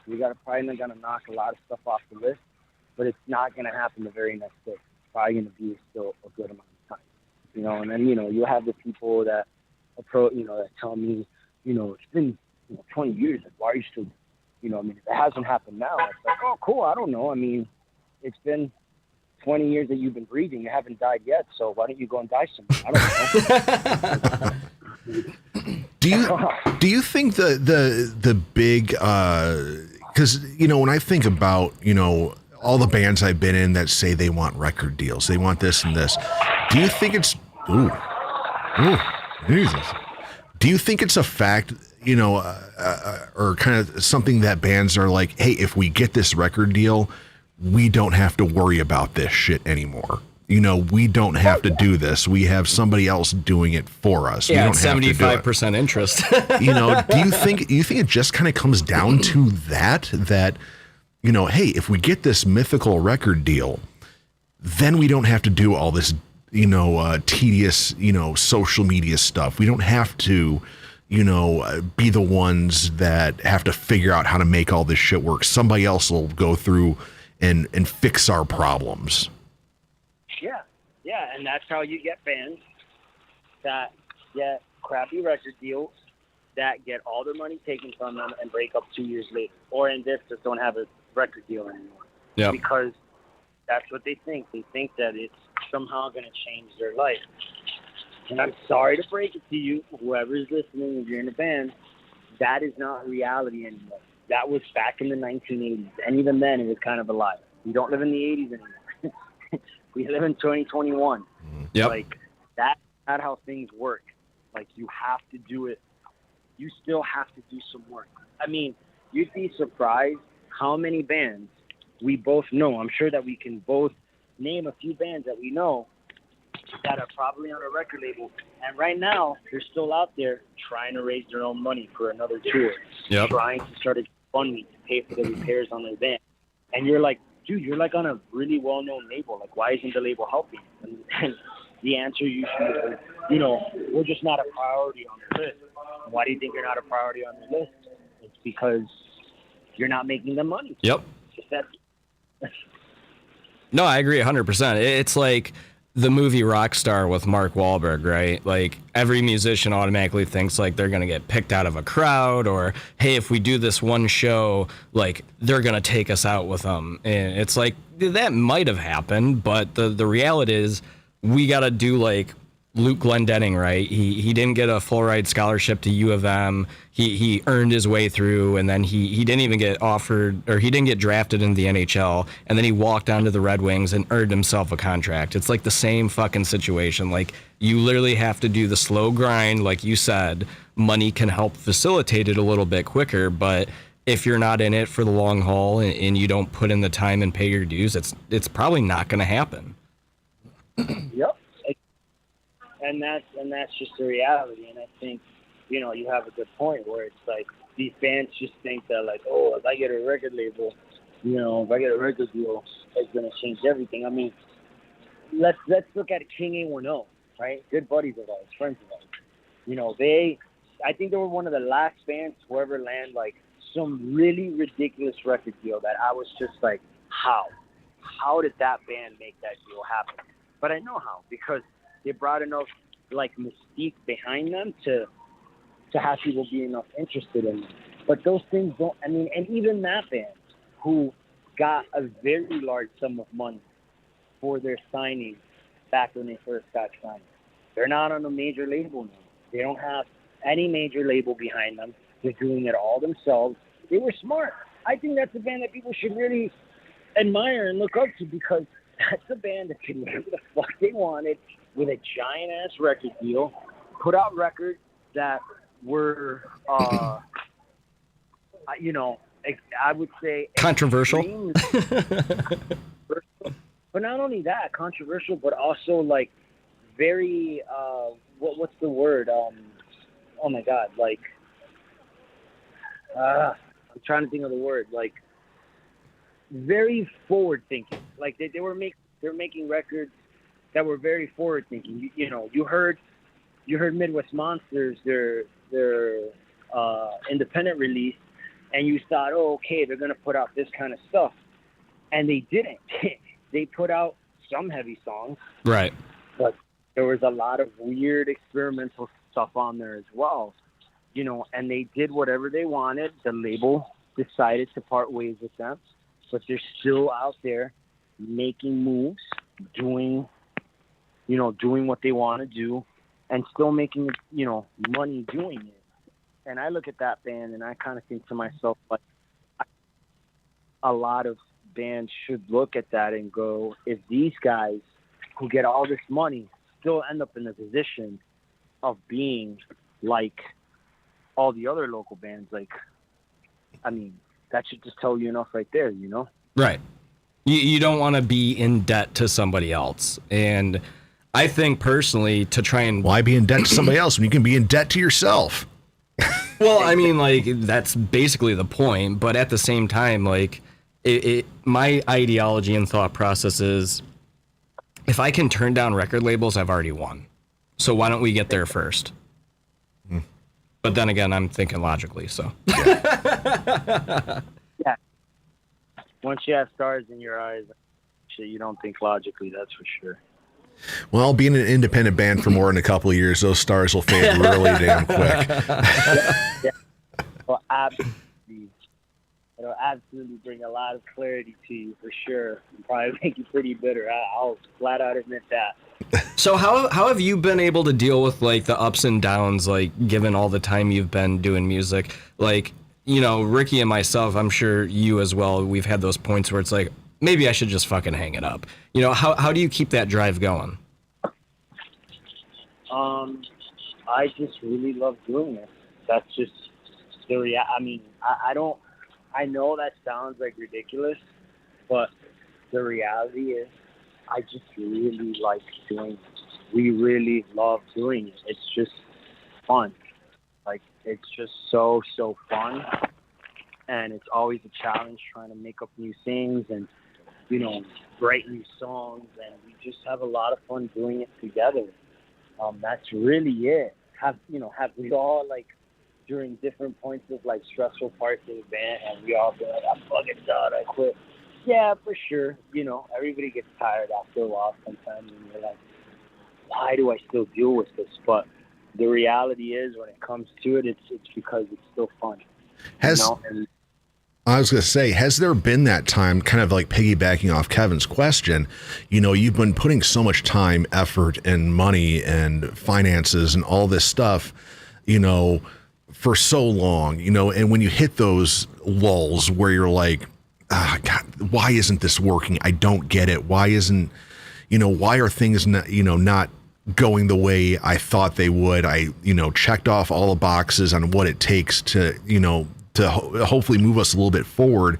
You know, I've seen a lot of bands that are just like, yo, we're still going to play, you know, but we're not going to, you know, shoot for it anymore. We're hobbyists. We're going to go do this as a hobby. We all have our jobs, and, you know, a lot of bands I know that have been like, I'm tired of, you know, the grind. funneling, you know, hours and hours and thousands of dollars into this, when we could just kind of do this as a hobby, you know, play the spots by us, you know, be the biggest band in our area, you know, kind of, you know, not to dox them, but Critical Bill, you know, where they're not going out on tour, but every time they play Diesel, they're going to pack the fucking house, you know. That's just what they do, you know. Has it been hard, or has there ever been a time where you're like, well, we gave it the good old college try, you know, we're not right off into the sunset, we're, you know, this kind of thing. We're, you know, maybe not gonna make a living off this thing ever. Why not just become the biggest band Lansing's ever seen? Simple, because that was never the goal in the first place. So a lot of bands will start and be like, oh, we started for fun, you know, and then we wanted to, like, make it really serious. And I think that's why a lot of bands are like, I give it a chance. It's so hard, you know, we did everything we could. It's because they were trying to purposely become like a big band. We've never done that. We have never sat in a room and went, we want to be the biggest band. We want to be, you know, we want to be the next Pop Evil. We want to be the next Mudvayne. You know, we want to be the next Reagan Benjamin. None of us. We sit in a room and go, can we get beer for free tonight? What you're saying is, when you have, you know, when you don't have those, you know, aspirations, be like, yo, we're gonna play Comerica Park. I want to play in front of, you know, our goal is to play in front of 90,000 people at Wembley Stadium in London or something like that. You guys kind of came at it with, you know, we want free beer. not to say it in a bad way, but with that bar set relatively low, where it's like, hey, shit, we got the free beer tonight. Score, we won today. You know, we put on a killer show, got the free beer, and not like, dude, we only played in front of 300 people today. Where's these 90,000 that we were shooting for? You know what I'm saying? Yeah, and that's the thing. I think bands just get caught up in that, and they're like, oh, you know, like, that's the goal. And to me, that just seems so self-serving. Like, the idea of, like, you know, there's not 90,000 people. Hey, there were 300 people. It's better than no people. We played those shows, you know. So for us, we've never had the mentality of being like, we want to be as big as, or we want to be this or that. The only thing that we've ever had a standard for, that we've all agreed, is we want to be the best band that we as a band can be, period. If that puts opportunities in front of us, we will welcome every single opportunity there is ever available. We will chase those opportunities left and right. Mm-hmm. But at no point has anybody in this band ever sat down collectively, not myself, not the bass player, guitar player, drummer, nothing. Has anybody in the band gone, hey, you know, what's our goal? Do we just want to be like huge? No, we're just like, we just want to have fun. Wherever the cards lead to that, fantastic, great. But we're not actively out there trying to be some huge band. We're actively out there trying to be the best band that we can be and trying to get as many people to see the best band that we are, for sure. That we're definitely doing purpose. But trying to like be a big band or be a famous band, we don't have those conversations. I mean, if other bands do, cool, great. Hey, no problem. Set goals for yourself. But that's just not us. Yeah, I think the overall concept though, it's pretty crazy because if you think about it, like if you think of it from an artist standpoint, like you're gonna go, let's just write, let's have fun, let's play something pure that, you know, means a lot to us. And then if you switch mindsets and go from, okay, let's build the brand, let's build this into a business.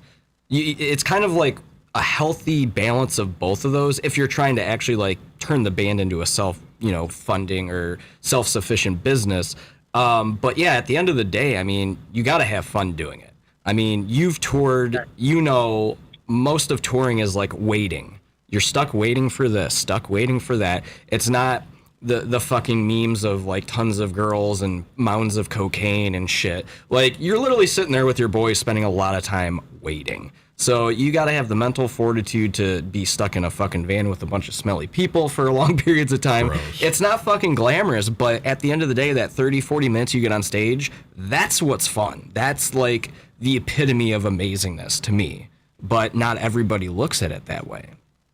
Exactly. And that's exactly what it is, you know, for us, because I look at it like if you're someone who's like, you know, we need to be as big as Five Finger Death Punch, and we need to be playing, you know, to X amount of people by the next 4 years. Mm-hmm. You're going to be disappointed because there's, like, you can't, part of this business is sheer luck.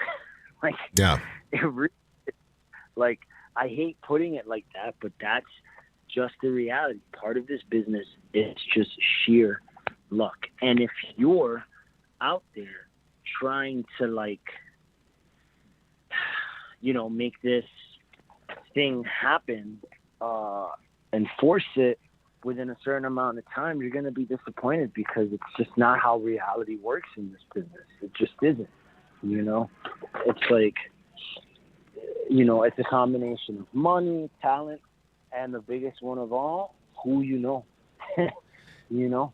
And something I've kind of picked up from, and I kind of find it a little humorous, is all these things that you're saying, you know, are all lessons our parents teach you when you're a kid. Have confidence in yourself, you know, do the best you can and be happy with the best you can possibly do.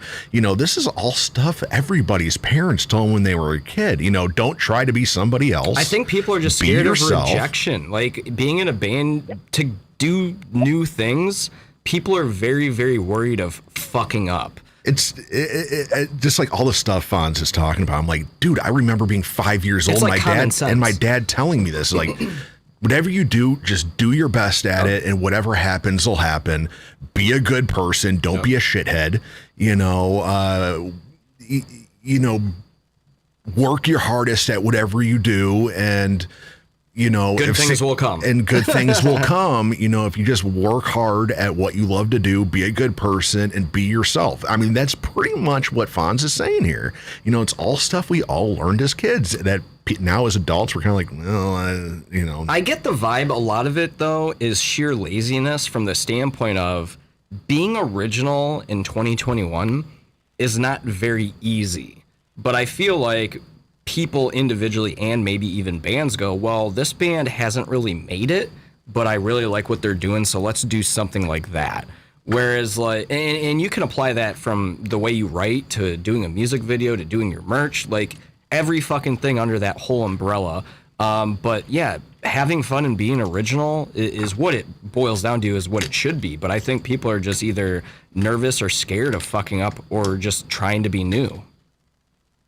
Yeah, and that's another thing too. It's there's, right now, especially in heavy metal and rock, there is no originality at all. There is just this sort of cacophony of a bunch of people copying each other and just like doing the same thing that everybody else is doing because so-and-so got their deal or so-and-so is doing this. Are you talking like big bands or just like across the whole board? Because I personally feel like some of the new stuff that's came out from a few different bands has been really fucking good. No, no, for sure.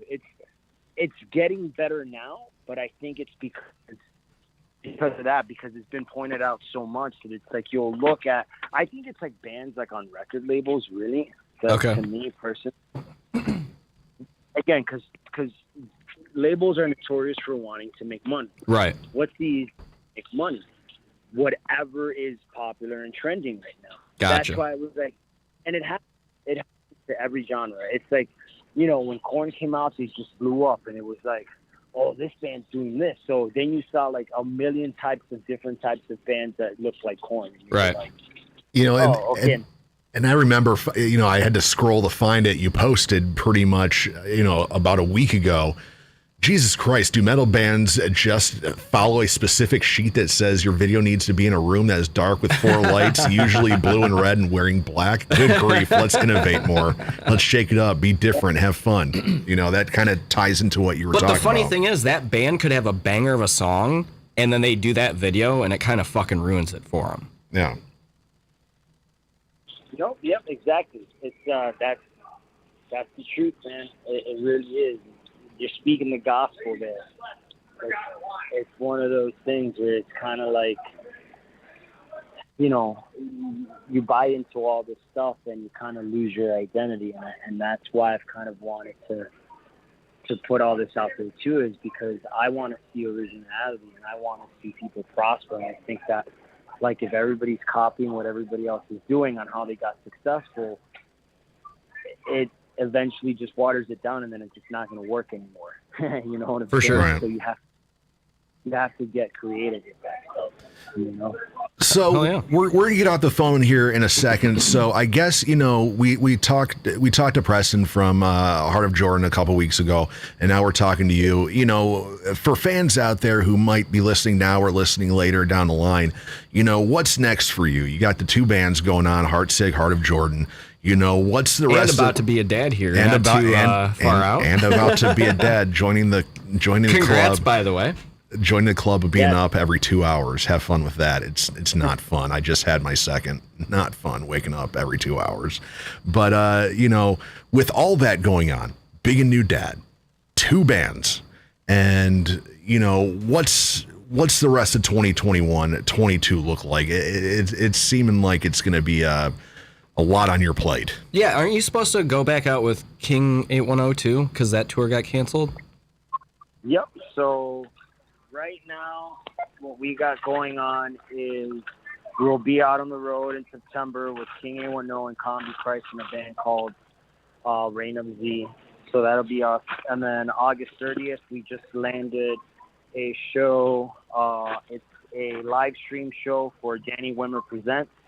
And we're helping raise money for a charity for Bobby Shapinski, who owns Black Craft Clothing Company. And it's his birthday, so we're playing that. We're doing a live stream from that for Danny Wimmer Presents.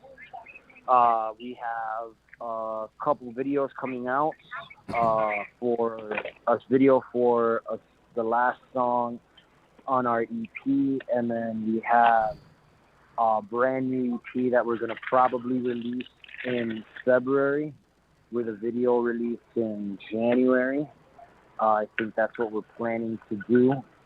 And then in between all that, we'll be in the studio again recording more songs. Because right now we have about, after releasing this EP, we still have about 17 songs left.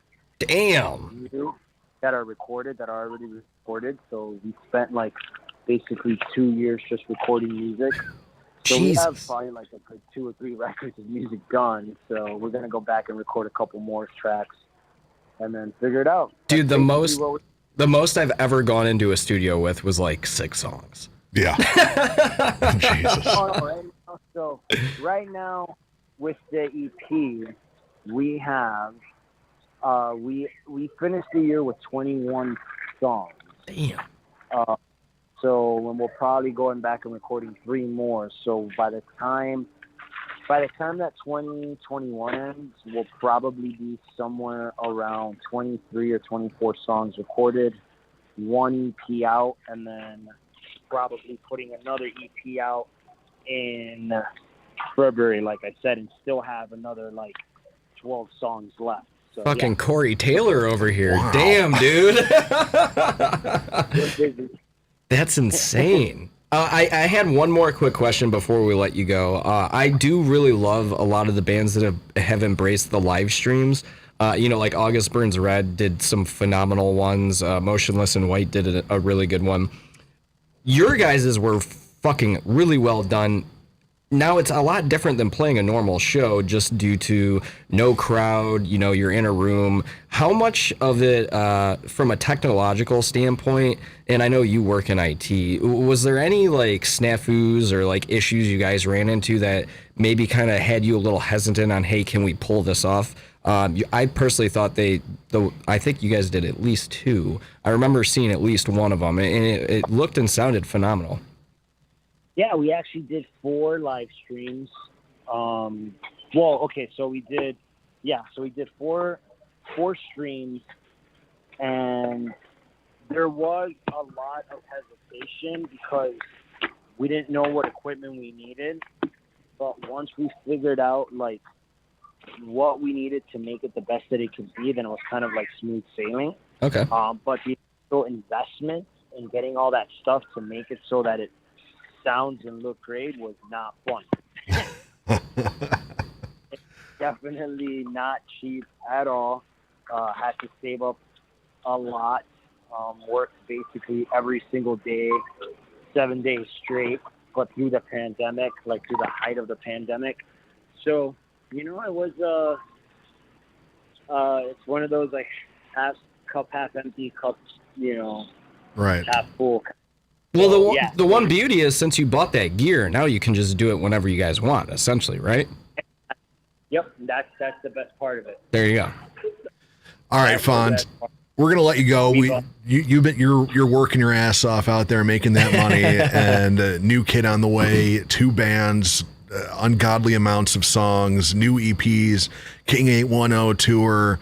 You got your hands full. So rock star, a legit rock star. So we'll let you go, get back to work, do what you need to do, and we'll talk to you soon, homie. Thanks for all the insight, talking the business and talking a little Heartsick, a little Heart Jordan, talking a little bit about everything. And when you get some new stuff, send it our way, man. We'll have you back on here and talk some more.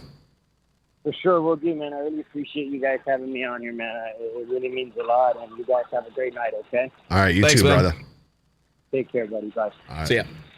Alfonso from Heart of Jordan, Heartsick, To Be Dad. Yeah. He's in working all those hours to get all that gear. Oh, he's in for rude awakening when that baby shows up, man. Well, I mean, that's the one thing that's obvious. The dude fucking grinds, the band grinds, and that's the kind of personality and, everyone in the band needs to pull that weight.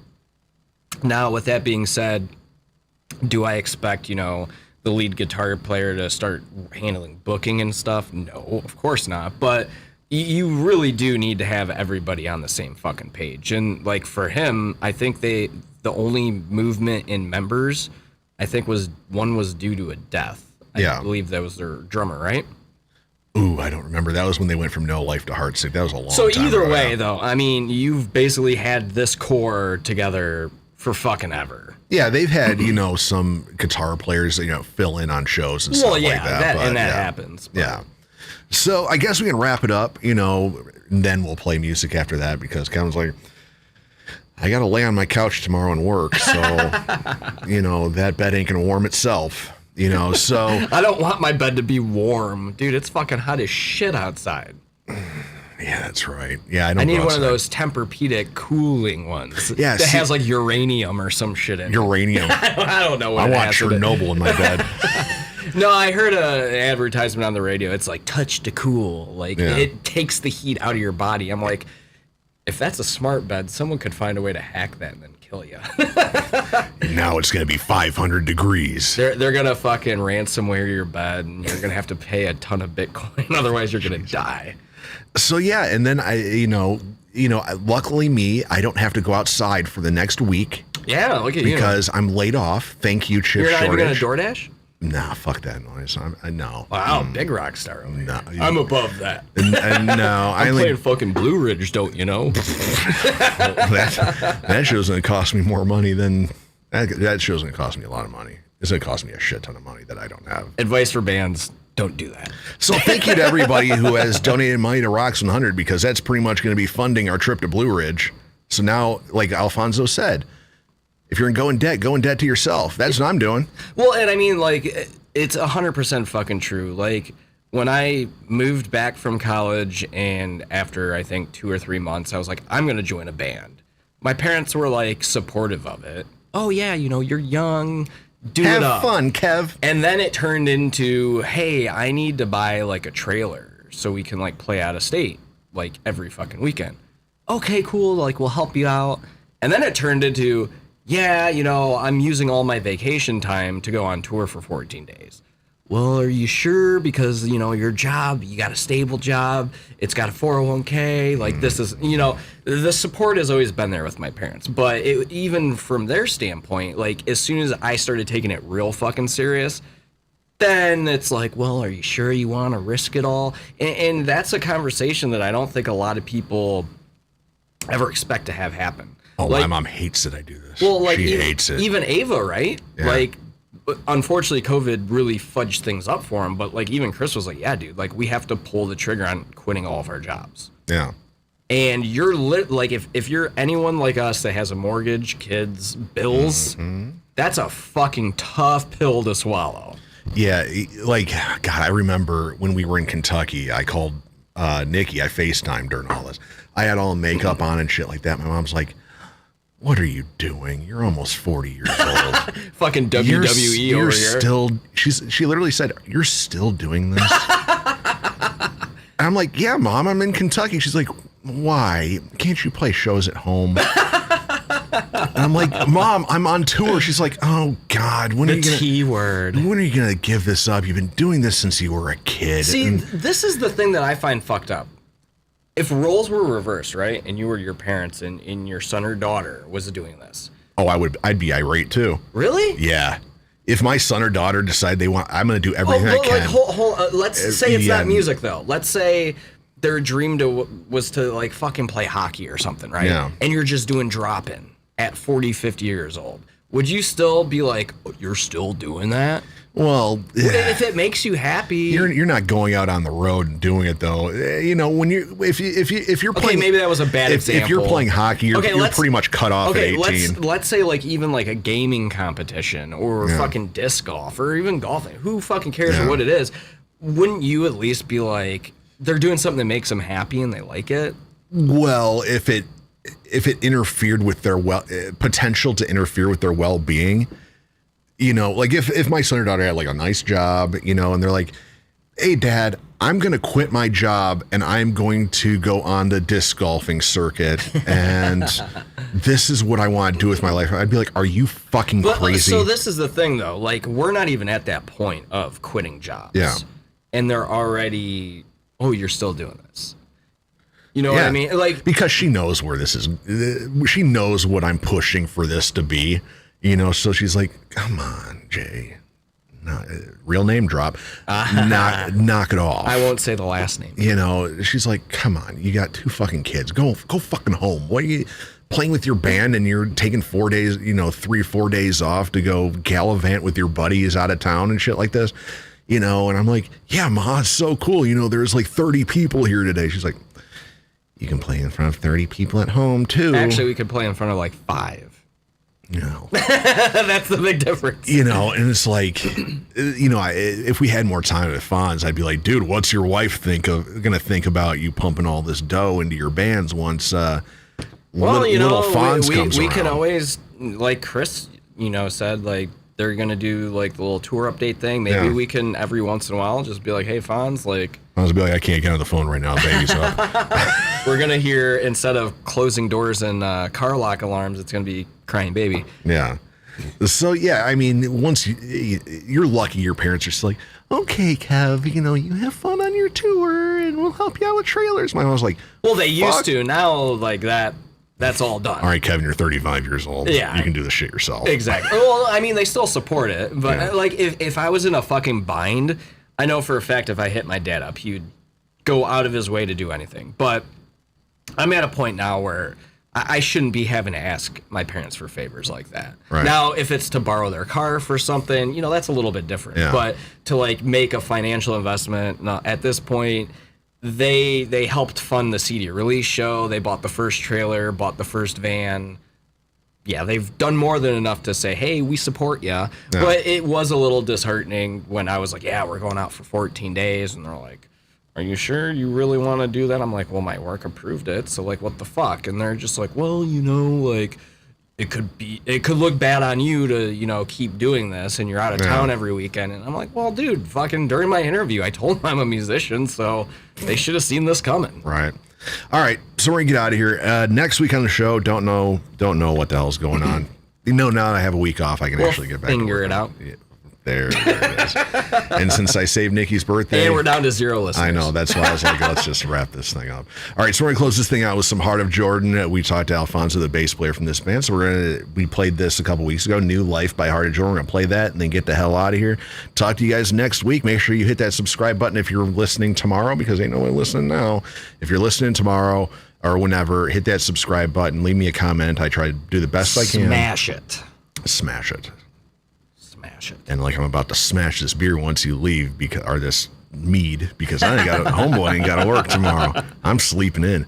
All right, so talk to you, whoever's listening eventually. Sounds good.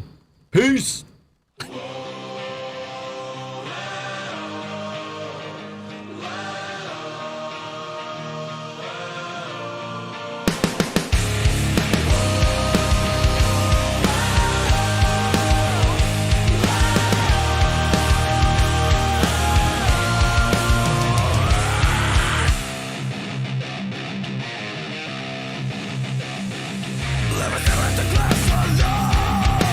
Practicing your spell.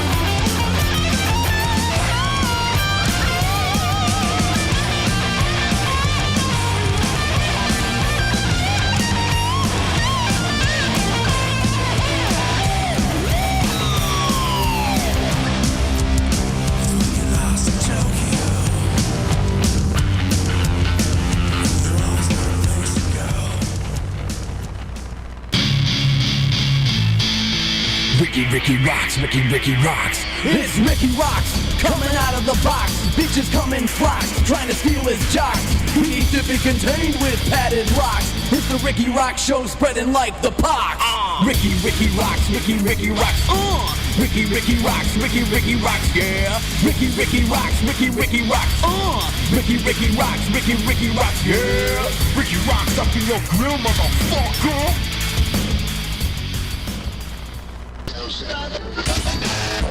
Hey, this is Rikki Roxx, and you are listening to Rocks100.com.